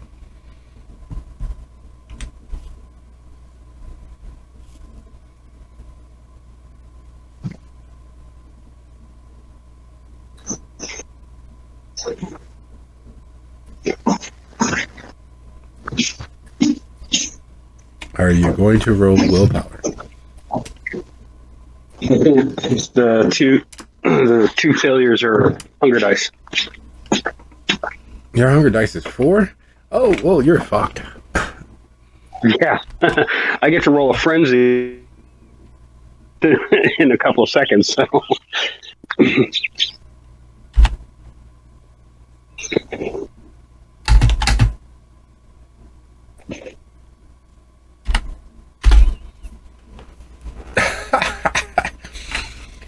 You happen to jump on the junior light heavyweight Golden Gloves champion of 2002. He currently works as a custodial engineer at the Thornridge High School. He's not been in the ring since his victory. And as you pounce a completely flat-footed, caught off guard, he rolls away and throws up his actual defensive stance, but not as fast as he normally would have. If he had stayed in the gym and he stayed practicing, he would have been able to mount an affirmative defense. Your baton crashes through the air, obliterating what little remained of his knee. As he crashes to the ground, his hands thrown up, and you can tell that even though he was a boxing athlete, that he was a boxer, that he had spent time clearly in wrestling or some other sport, because the way that he falls onto his back trying to maintain some semblance of guard lets you know he has experience in other specialties. The fight is on. You have a few moments before someone somewhere is probably going to pull out their camera or start yelling "World Star" or "Do it for the Vine." You know, time is of the essence. And while that's happening, Frosty step inside to find Zach and the absolutely most beautiful woman you've ever seen, arm in arm, lip to lip, doing the standing version of full-out sex. Their hands are roaming and raging. Their lips are blushed and bleeding. Their eyes are closed. And the moment that they are sharing is enough to make you feel as if you walked into someone's bedroom. Are they just out in the open? Well, and there's a darkened club, so yeah. Have a nice little booth. They got a little time. And they're going at it like two teenagers, first time understanding what physical intimacy might be.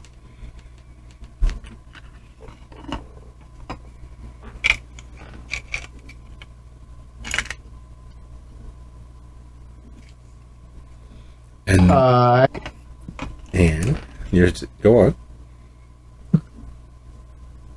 Yo, Zach, you good? And is Zach coherent at the enough at the moment to be able to respond? Go away, kid. You bother me. I'm a little busy. Can't you see? Question, does this person look younger than me? Considerably. And they just called me kid?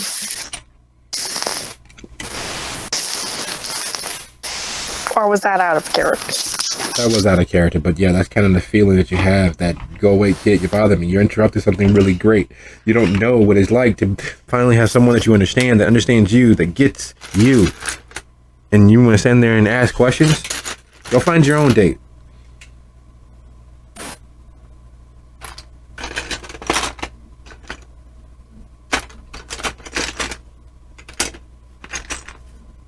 Okay. So, can Zach react at the moment, or is he too much in the throes of pleasure to be able to do so? Normally he'd be too far into the throws. He's already got 2 successes. He literally needs 1 more. So go ahead, roll your resolve plus composure.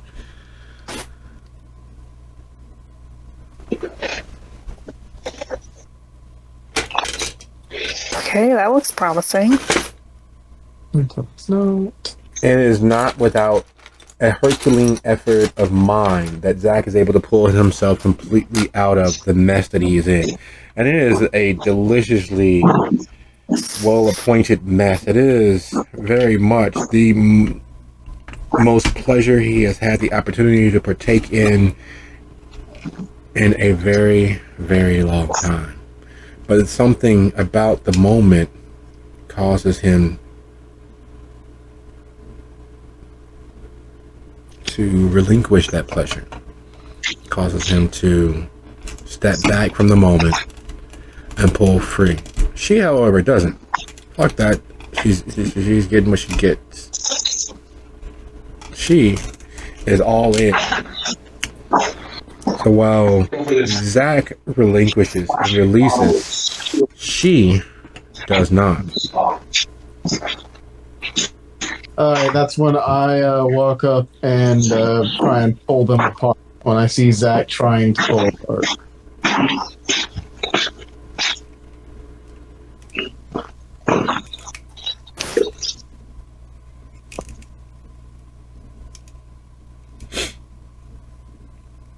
All right. Would you be so kind as go ahead and roll your strength plus brawl DC 3. Zach, you may assist if you wish, because otherwise you will be divested of significant vitality you just obtained. Okay, strength plus brawl. Yeah. Okay, and hunger is still 3, or was I able to get something out of that? You let go, she's still sucking. So your hunger was 2, now it's back to 3.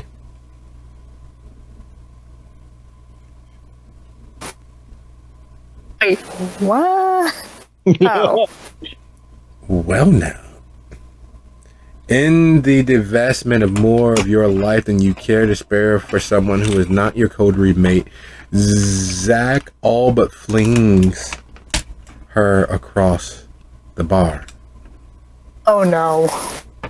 He pushing her off of him required an investment of strength that he has rarely utilized, and sends her up and out of the booth onto the floor. Not completely across the bar, 25 feet away, but up and out of the booth as she sprawls on her back, a hiss present in her voice as, for the second time this evening, the Rosie is privy to monstrous activities.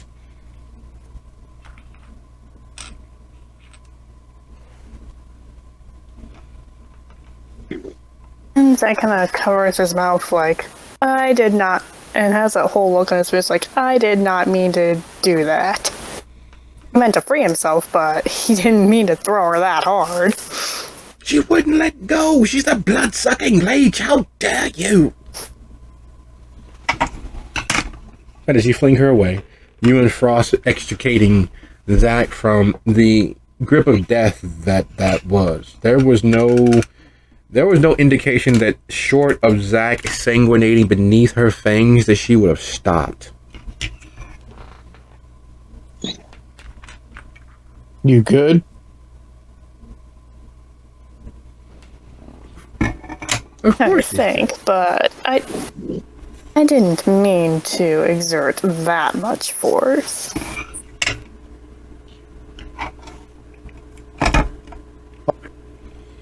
And the moment that Zach flings her and you help pry her off, you realize where the good feelings are coming from, or at least where they were, because they are suddenly stopped, as if you were just splashed with a bucket of cold water, as if you were doing the ice bucket challenge. All of the cold, none of the fun.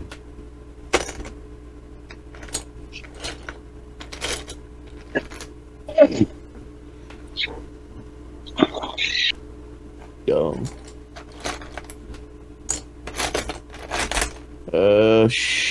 Should we deal with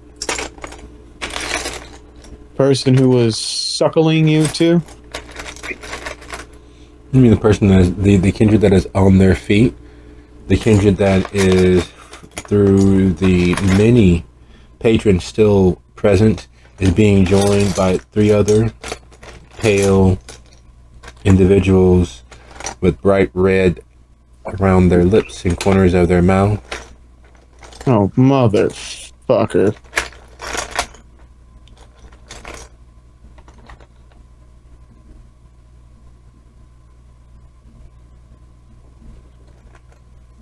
You mean that person? Yes, I mean- I think that's the one that were.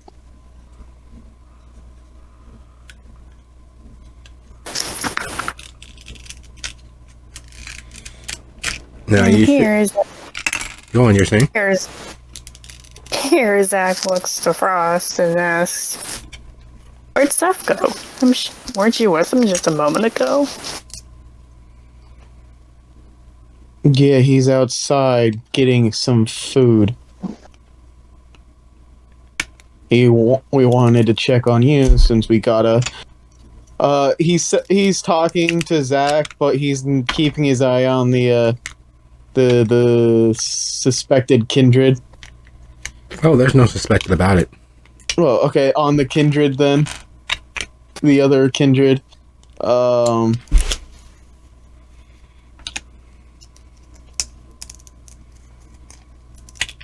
And once he's done talking about Seth, he goes, "Do you know those guys?" And then just think of, do you know those guys? Seth, go ahead, give me 2 rolls, and your DC 3 on both of those rolls. While those rolls are happening, Muzan, Yes. your traipse across the southern suburbs, is that as expected on foot, or do you steal a vehicle?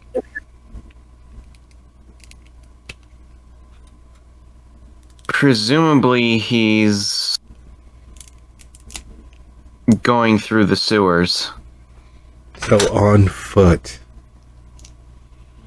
Yes. Running, but on foot. That is absolutely lovely. Because there is a certain factor of time that is at play. Like I said, roughly 30 minutes. Because he's a quick study. He knows where he's going. He doesn't plan on not getting there. Who would start a trip with the idea of not getting there after all? But time is the thief of always and forever. And it is no less of a thief in the moment. The trip of 30 minutes seems like it takes easily twice that. Between the various nuisances and the fact that he initially feels as if he was being followed. If there was something or someone hounding his steps. So, being the paranoid, delusional person that he is, he makes sure that he's not being followed. After all, what's the point of running into a fight with another fight on your tail? Why order out when you can dine in? Moments later, he finds himself on the wrong side of the reservoir, rising near enough to the Rosie. As things get out of hand. You have never seen Seth so animalistic. The target of his wrath, the target of his anger, the victim that he is trying to properly victimize, is, strangely enough, giving almost as good as he gets. It is clear that this person is accustomed to, or at least believes himself accustomed to, the pains, trials, and tribulations of combat. They're on their back in a guard and blocking, deflecting, taking a beating, but refusing to give up. There's something about that indomitable will, that pluck, that moxie, that is totally 100% sickening. How dare they? Of all the things, of all the times, of all the places in the world, how fucking dare they?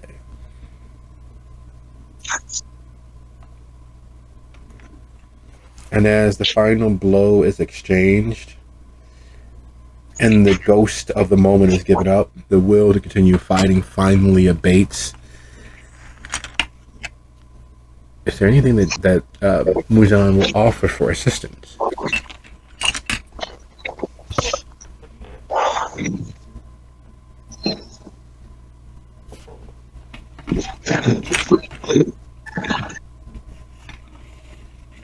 I just want to make sure. I'm sorry, I apparently muted myself there.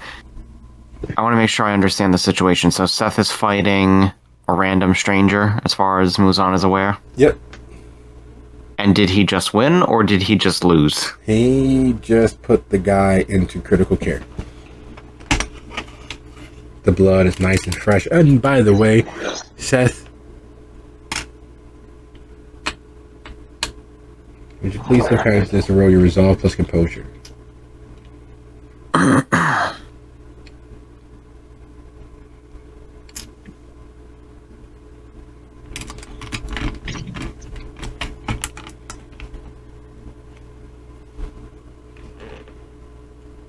Seth? I thought we were waiting for Muzan. Yes, would you be so kind as to roll your resolve plus composure? Oh, resolve plus composure? Oh, is it that time?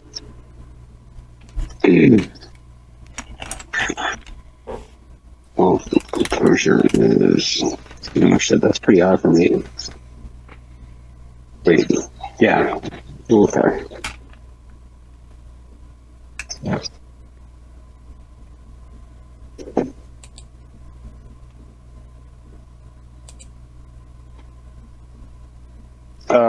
No hunger on this one, right? No, none of hunger.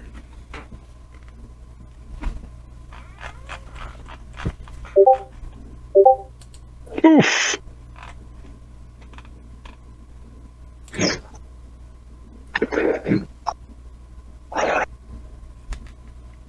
As you shatter the tibia and the fibia, and dislocate most of the cartilage in the knee, and crack the thigh bone, the yowls of pain and the affirmative defense mounted pisses you off to the point where you literally see red for more than a few moments.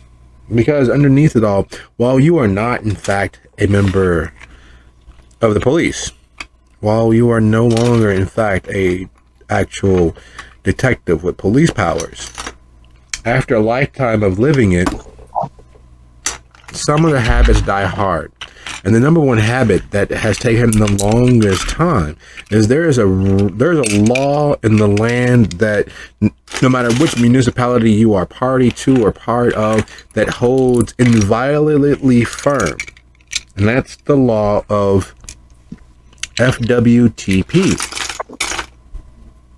If you have the unmitigated gall to break or violate that law, there are several things that are usually broken on you to the point where your case will probably be dropped, but you'll carry the memories of your interactions with you for the rest of your life. You will pass it down to your descendants. You will pass that moment down to the descendants of your descendants. If you break that inviolable law of FWTP, you never, ever break that law. And this guy, for all of his fucking pluck, is clearly breaking that law. How fucking dare he?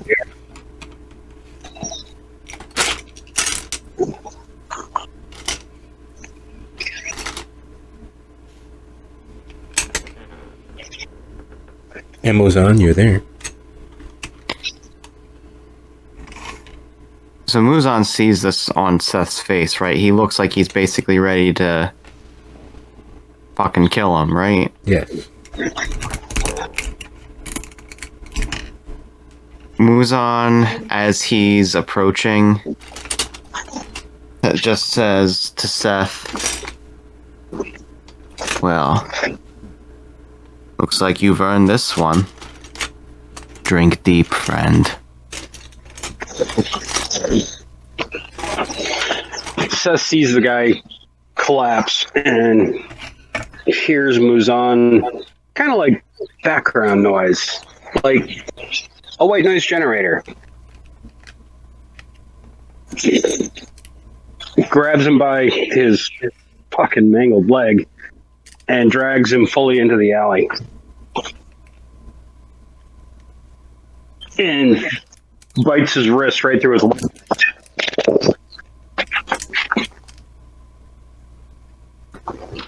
Attaboy, Seth.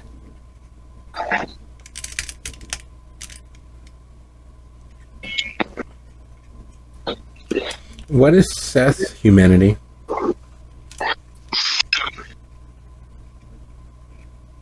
So there will be repercussions. At least this guy isn't a first responder.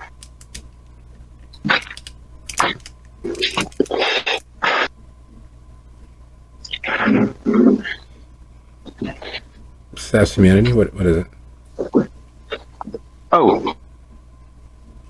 Did you not hear me? I said 7. Oh. Can you hear me now? Yeah, there you go. go. Here's the part that sucks for Seth. It is the best he's had in a very long time. It's the best he's had that he is actually cognizantly aware of. And that's the part that's most troubling and drives home several things for him. Because as he sinks fangs, he remembers what she tasted like. All of that smooth, pale skin. He remembers how the sweetness of her vitae. He remembers staring deeply into those warm caramel eyes that seem to go on forever. He can't remember anything else. Just remembers that moment and that taste. He realizes how debauched he was.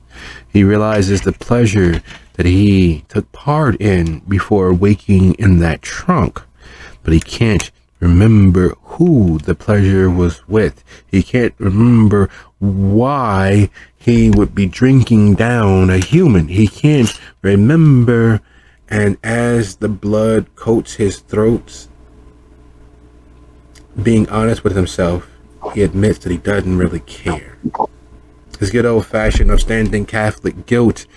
This is one of those unsaleable moments that they happen, and he has given himself a mental pass for it because he was not him in that moment. As heartbreaking as it is, that Catholic guilt still will play havoc with him, but he realizes and understands that he wasn't really him. At least that's what he tells himself.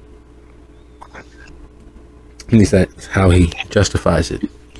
At least that's how he writes it within himself. He wasn't him.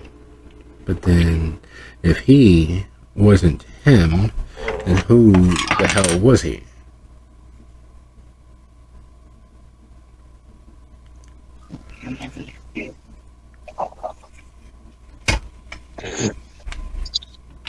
Seth is going to drink. He is going to try to stop himself before he feels this one passing, although I don't know how effective that's going to be. He is going to try, but he's burnt 3 willpower, and he is at hunger 5 now, so I don't know what that does to... Stopping? Stopping? The stopping thing. Stopping? There's no stopping. There is the hunger, sir. There is you. I'm assuming I've got to do another frenzy check at 4.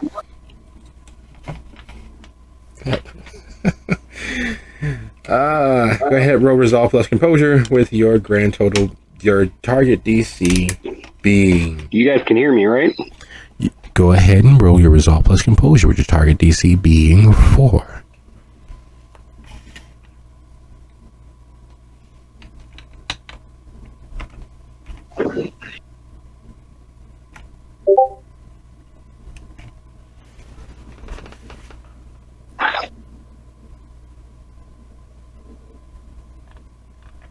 Hello?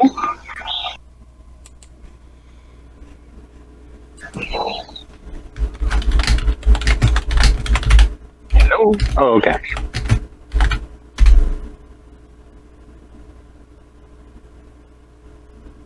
Oh, come on. Okay, give me just a second.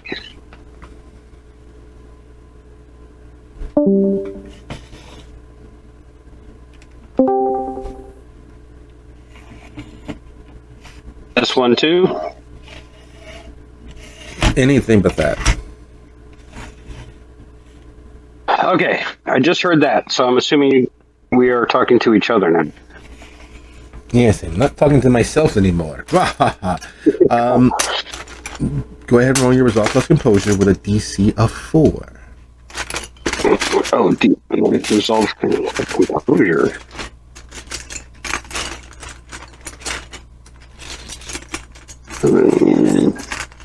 It's still a 5 or 4 hunger? Yep, 5. Oh, that's unfortunate. Oh, sweet. Okay. I pretty much puts paid to that.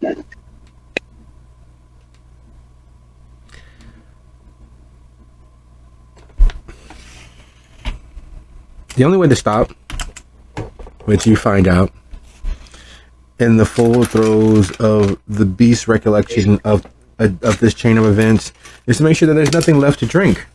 If there is no blood in this corpse, then the beast will stop hounding you for it to divest this person of their life. If the blood runs cold in the state that you are in, it will not suffice. It will not do. And so you snap his neck.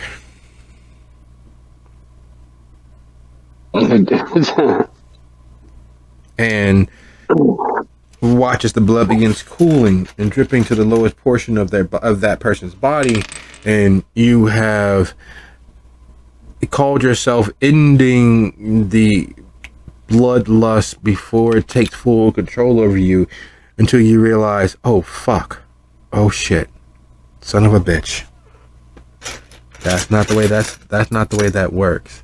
Especially not for persons, not for kindred like me. Alive, dead, warm, cold. Blood is fucking blood for you. And you finish drinking the freshly bagged version of the blood that this person once had. It's not in a bag, but it's just as cold as you always have it. It's not fractionated, but it's still tasty, but it's not from a living person, so that makes it okay. Man, I hate my beast. I hate him so much. And you're keeping your word. You're not drinking from a living person anymore. But I drain him the fuck dry. You empty him like a Capri Sun on a hot day. Oh man. Muzan is privy to this. Yeah. Well, he's had to watch me drink from a blood bag a few times, so for him, this is probably an improvement. Congratulations, kid. You finally graduated to the real thing. A mechanical question before the scene continues. Since I killed him before I could take the final bits of blood, I don't go to hunger 0, right? I remain at hunger 1. Yes. That's what I thought. That's me.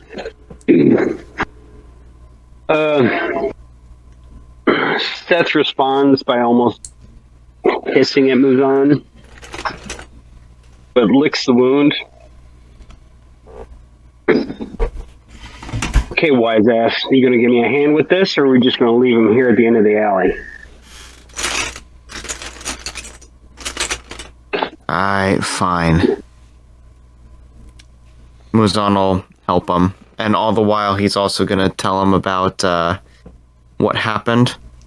By the way, I heard some interesting information. I'll fill you in on it while I help you get rid of this thing.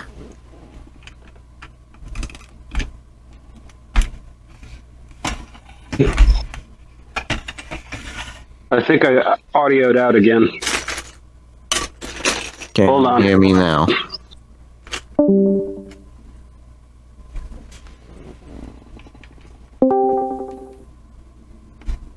Earth to Seth. Come in, Seth. Can you hear me now? The last thing I heard was interesting information. Yeah, so... Decibel has apparently lifted the protections off the Rosie. It's fair game now, and there's already people looking to start shit. Oh, fuck. Zach's in there alone.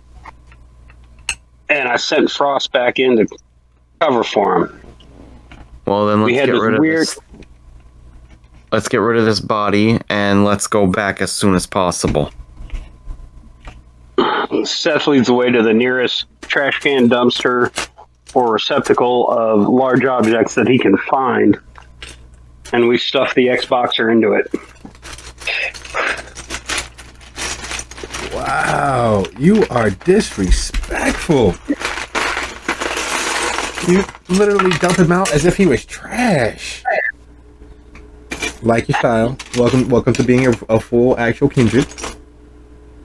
He does take, the mandatory Catholic moment as the body goes thunk. He goes, in nomine Patri, e Filii, e Spiritus Sancto. Okay, we need to go inside.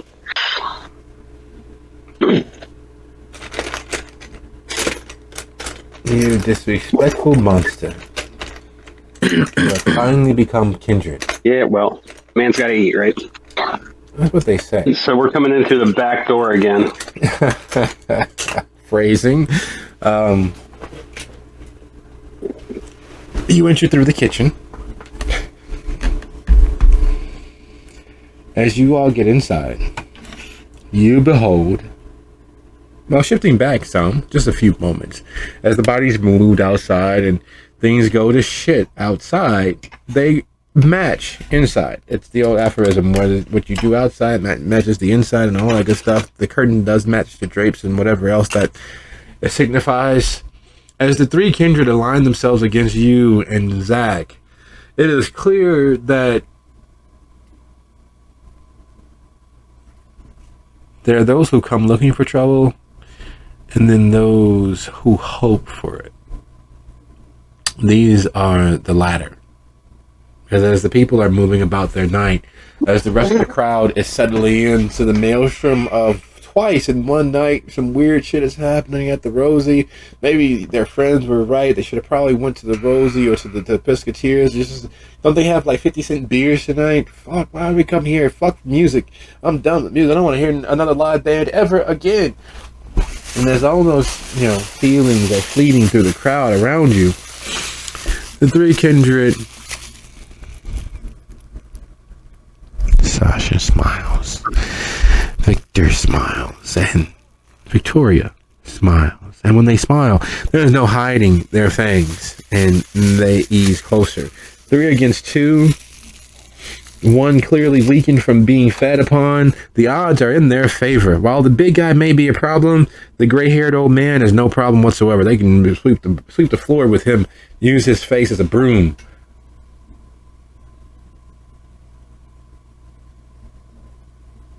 Zach's prey of choice takes the flying leap to return the throw or the flinging, except for the only thing behind Zach is the wall. The only thing behind Frost is, well, the wall and the booth. And the other two immediately attempt to grab Frost's arms and make a wish. What are you all doing?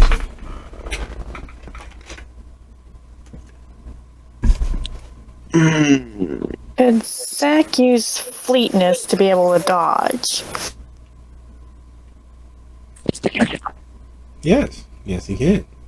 Can I use feral weapons in order to stab a fucker? If all you are doing is summoning your fair weapons, yes. Okay, rouse check. Oh dear. This is not my bloody night.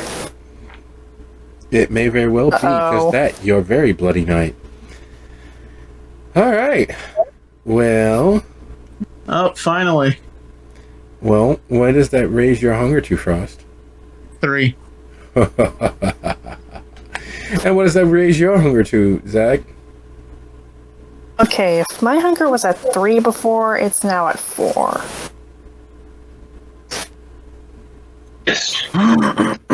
All right. So, Zach, do me a favor. Go ahead, roll your resolve plus composure, and your DC is 3 because you smell it and see it. Frost, you have to make the same roll. Okay. Oh, Composure. it's promising. Uh-oh. I forgot to add the difficulty. You said difficulty 4, correct? No, 3. 3, sorry.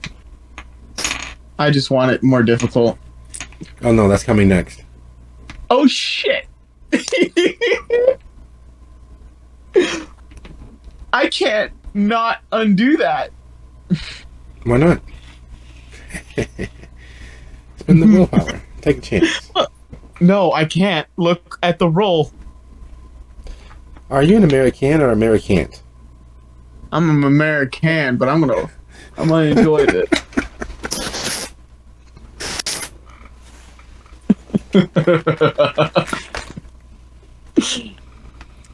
Well, I mean, I can try and make it even more critty.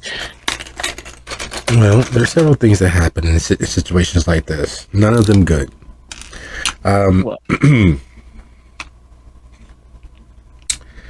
As you all see the incoming attack, there's Zach, who fights off the urges and drives of the beast, managing to keep their composure, and there's Frost.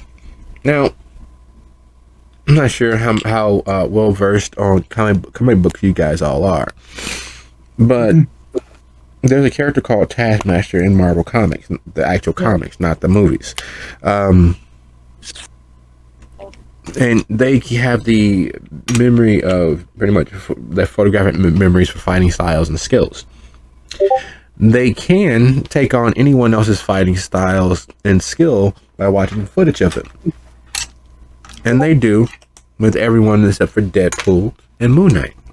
The reason why they don't take on Deadpool's fighting style is because it is too chaotic. There's no rhyme or reason to it. And the reason why they don't take on Moon Knight's fighting style is because while the skills are there are no defensive measures taken by Moon Knight.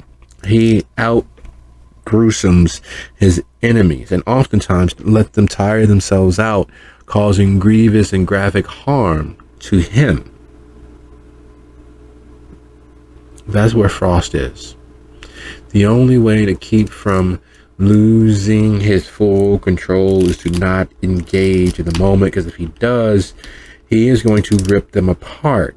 It is better for them to tire themselves out than for him to set claw to them, because if he does, he knows he will not stop. There will be no masking the fact that he is as dead and monstrous as he actually is. And this crowd of college-age children and young adults and seniors will most assuredly not just break the masquerade, not just breach it, it will shatter it into 100,000 different pieces.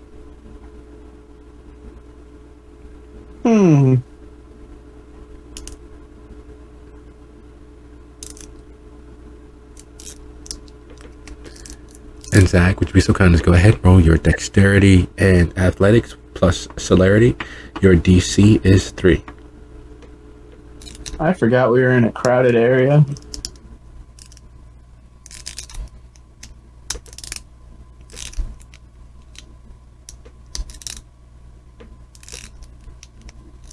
But you know, that's the more fun. Difficulty 3. Mm-hmm. Okay.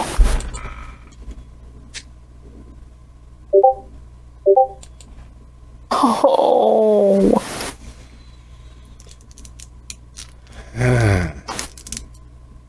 As Frost is being treated like the wishbone from Thanksgiving dinner, Zach trips, exiting the booth. The beast rearing its head and realizes the only way to escape the pain that is coming its way is to clamp down with his fangs, to take back the vitae that this thing stole from him. And to think that he thought that she was beautiful. Well, she was. But to think that he thought that she was innocent. Well, she at least smelled that way. To think that she was the most attractive human in the bar. She's not even fucking human. And he, in that moment, as those thoughts assail, and he tries to pierce through it, tries to manage to get to the other side.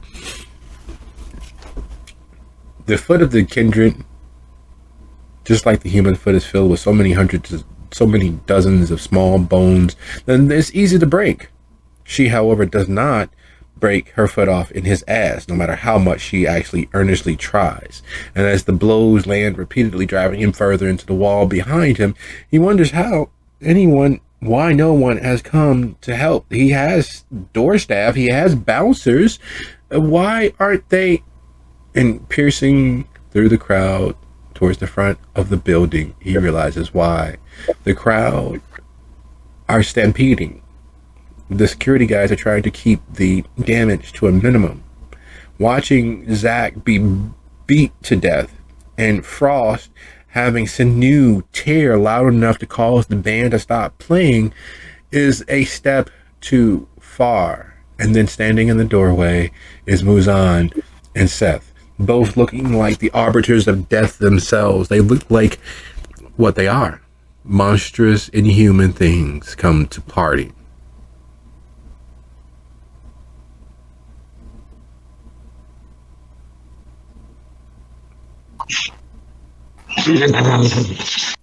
Talk about an interest. A Nosferatu and a blood potency 2 Tremere walk into a room. It's a sort of a bad joke.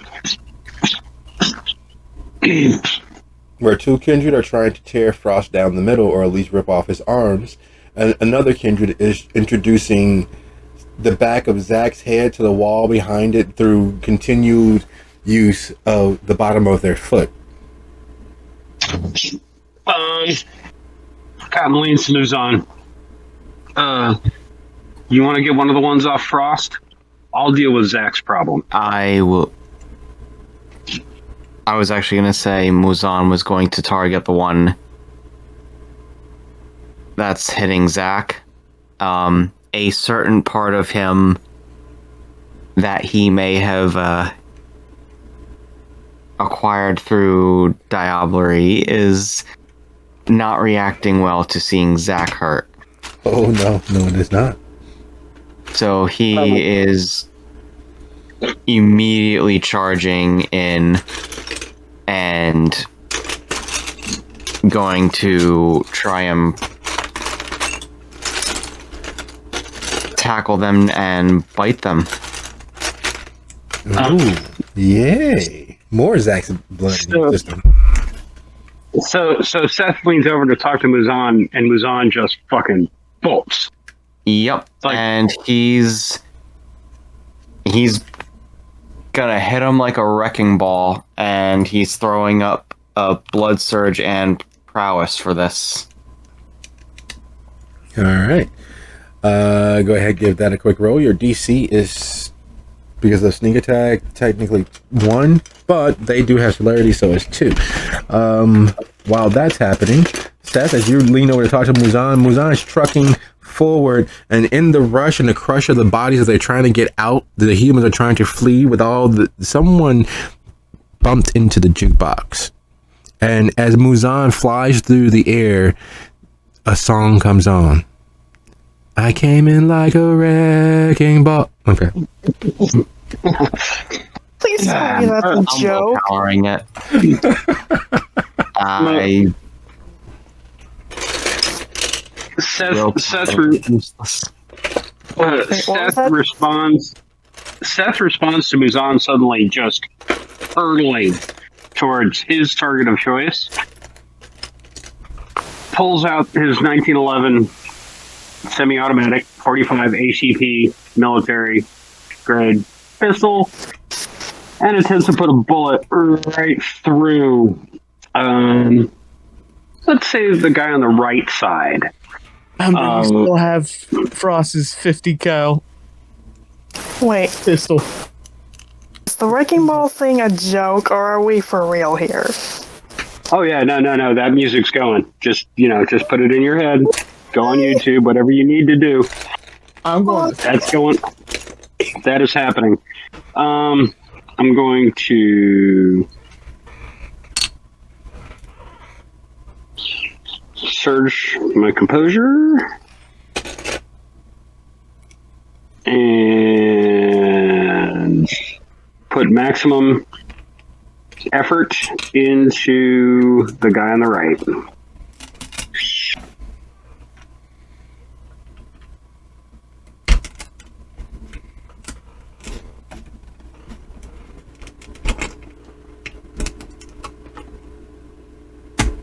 If I can free up Frost, things get really sticky for the bad guys really fast. How'd you know? And right before he... No, and as he's about to fire, he just screams out, "Double PD!" and then fires his gun.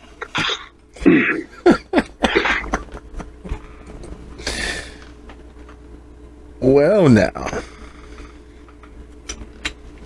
And if wrecking ball really is coming on, then Zach yelled, "Someone shut that shit off!"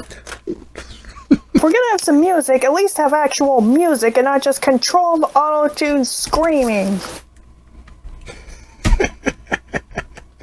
God damn it. Now imagine this happening as between each syllable, his former prey foot smacking every. Someone take that.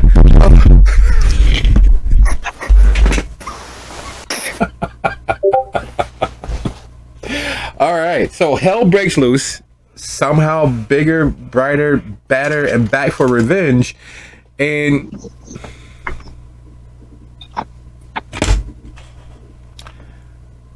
Frost, you have rarely been downstream of someone's head exploding. And there's a portion of you, the last vestige of what little humanity you once had of you, that wants to recoil. But then there's a very larger portion of you that finds it exceptionally cool. Because with your senses and as close as you were, you watched as the eye swole with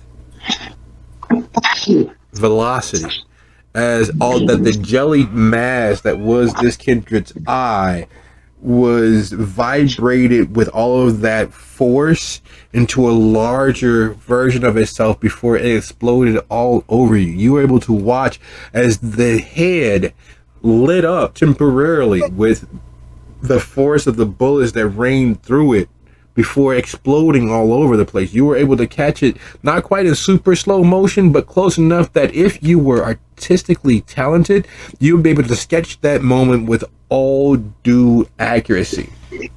And while you want to be sickened by it, and while you want to be disgusted by it, there's a portion of you that is undeniably impressed. Because you felt the heat of the bullets pass you. That shot was not an easy one. That shot is something that technically should go into someone's record books. It should go down as a notable event. There should be a before and after with the shot that was made, followed so quickly on by the second and third and fourth shells as they rained into that kindred's being.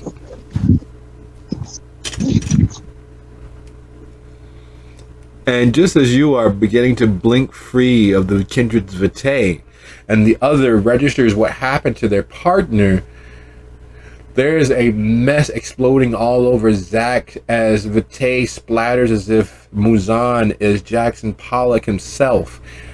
The quick moving kindred that was doing their best to implant their foot inside of Zach's corpse is a mass of ruined flesh and eviscerated tissue. The bones themselves being marked and marred with grievous claw injuries. And finally, as the last screeching mortal forces their way out the door and the security being swept in that rush, you all have the space mostly to yourselves. The bar staff having crouched down behind the bar and taking a bottle of this and a bottle of that, and are just simply waiting for the chaos to stop.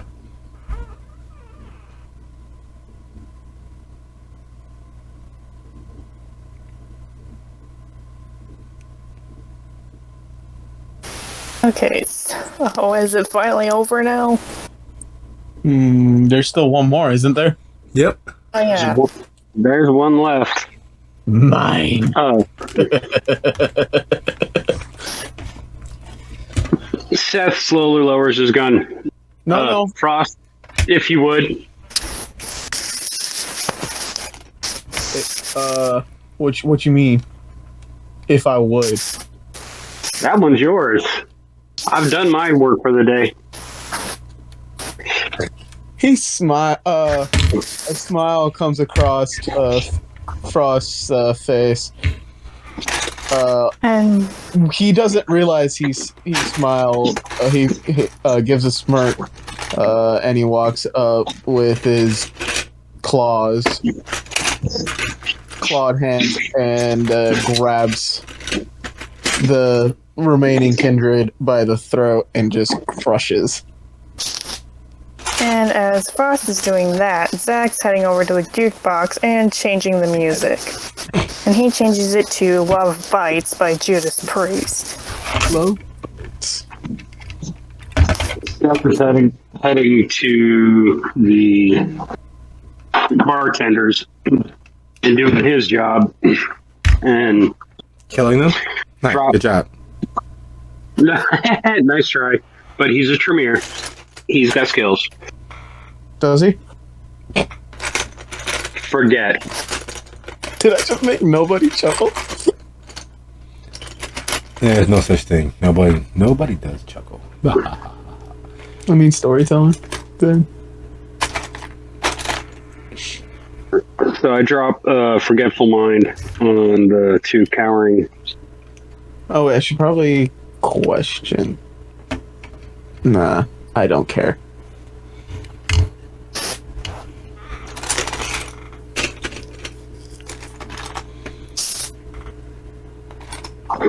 There's something that I'm waiting for, but I'm not sure that I should wait much longer. You have a crowd of people that ran fleeing from the Rosie. You have the security on the outside. You have Seth mind wiping the bartenders. But as you all have divested the building of every kindred but yourself, is there anything else that you are attempting to do?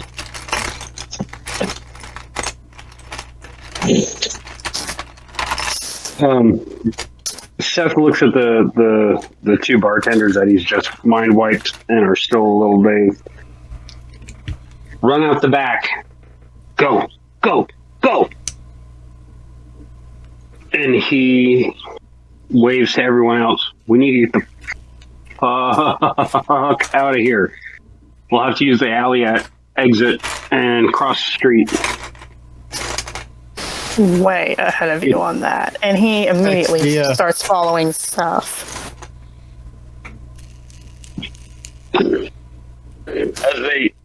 as they walk through the kitchen, any kitchen staff that might possibly, and I imagine there aren't any left, but if there are any left, his ghoulish white marble ass tells them to get the hell out too.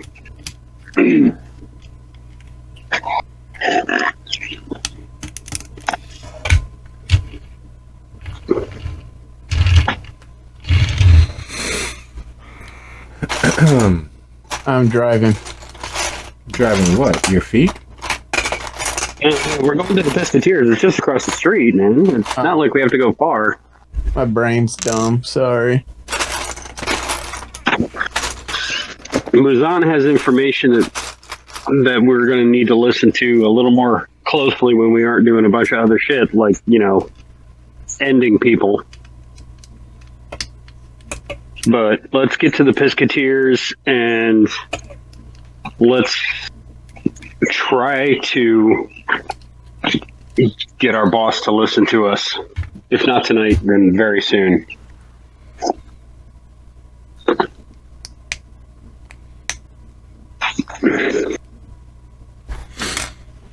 So as everyone takes the long way around. So they're using the tunnels beneath the Rosie to get back across the reservoir to the Pescateers.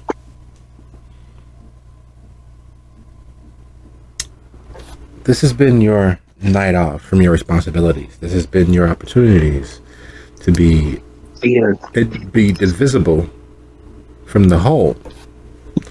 And fate and opportunity conspired to make you all the strongest versions of yourselves by drawing you all back together.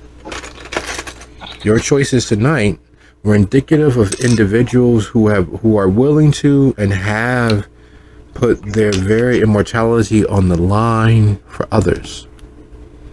There's value and power in it, but there's also, if word spreads or if it gets out, an inherent weakness that can be exploited by the knowledgeable.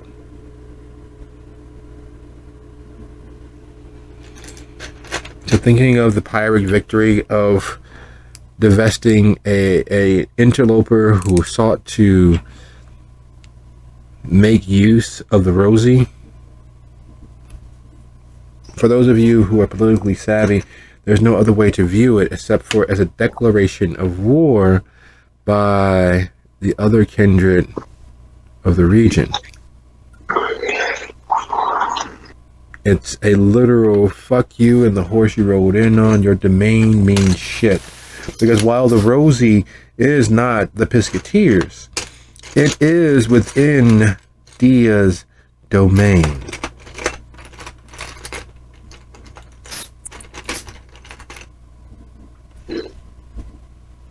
And with all of those many thoughts, sailing, swimming, dancing right on the edge of your awareness, I'd like to thank you all for a lovely episode.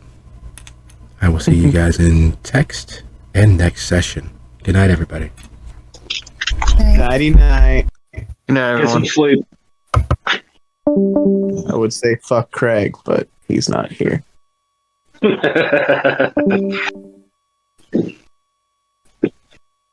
You'll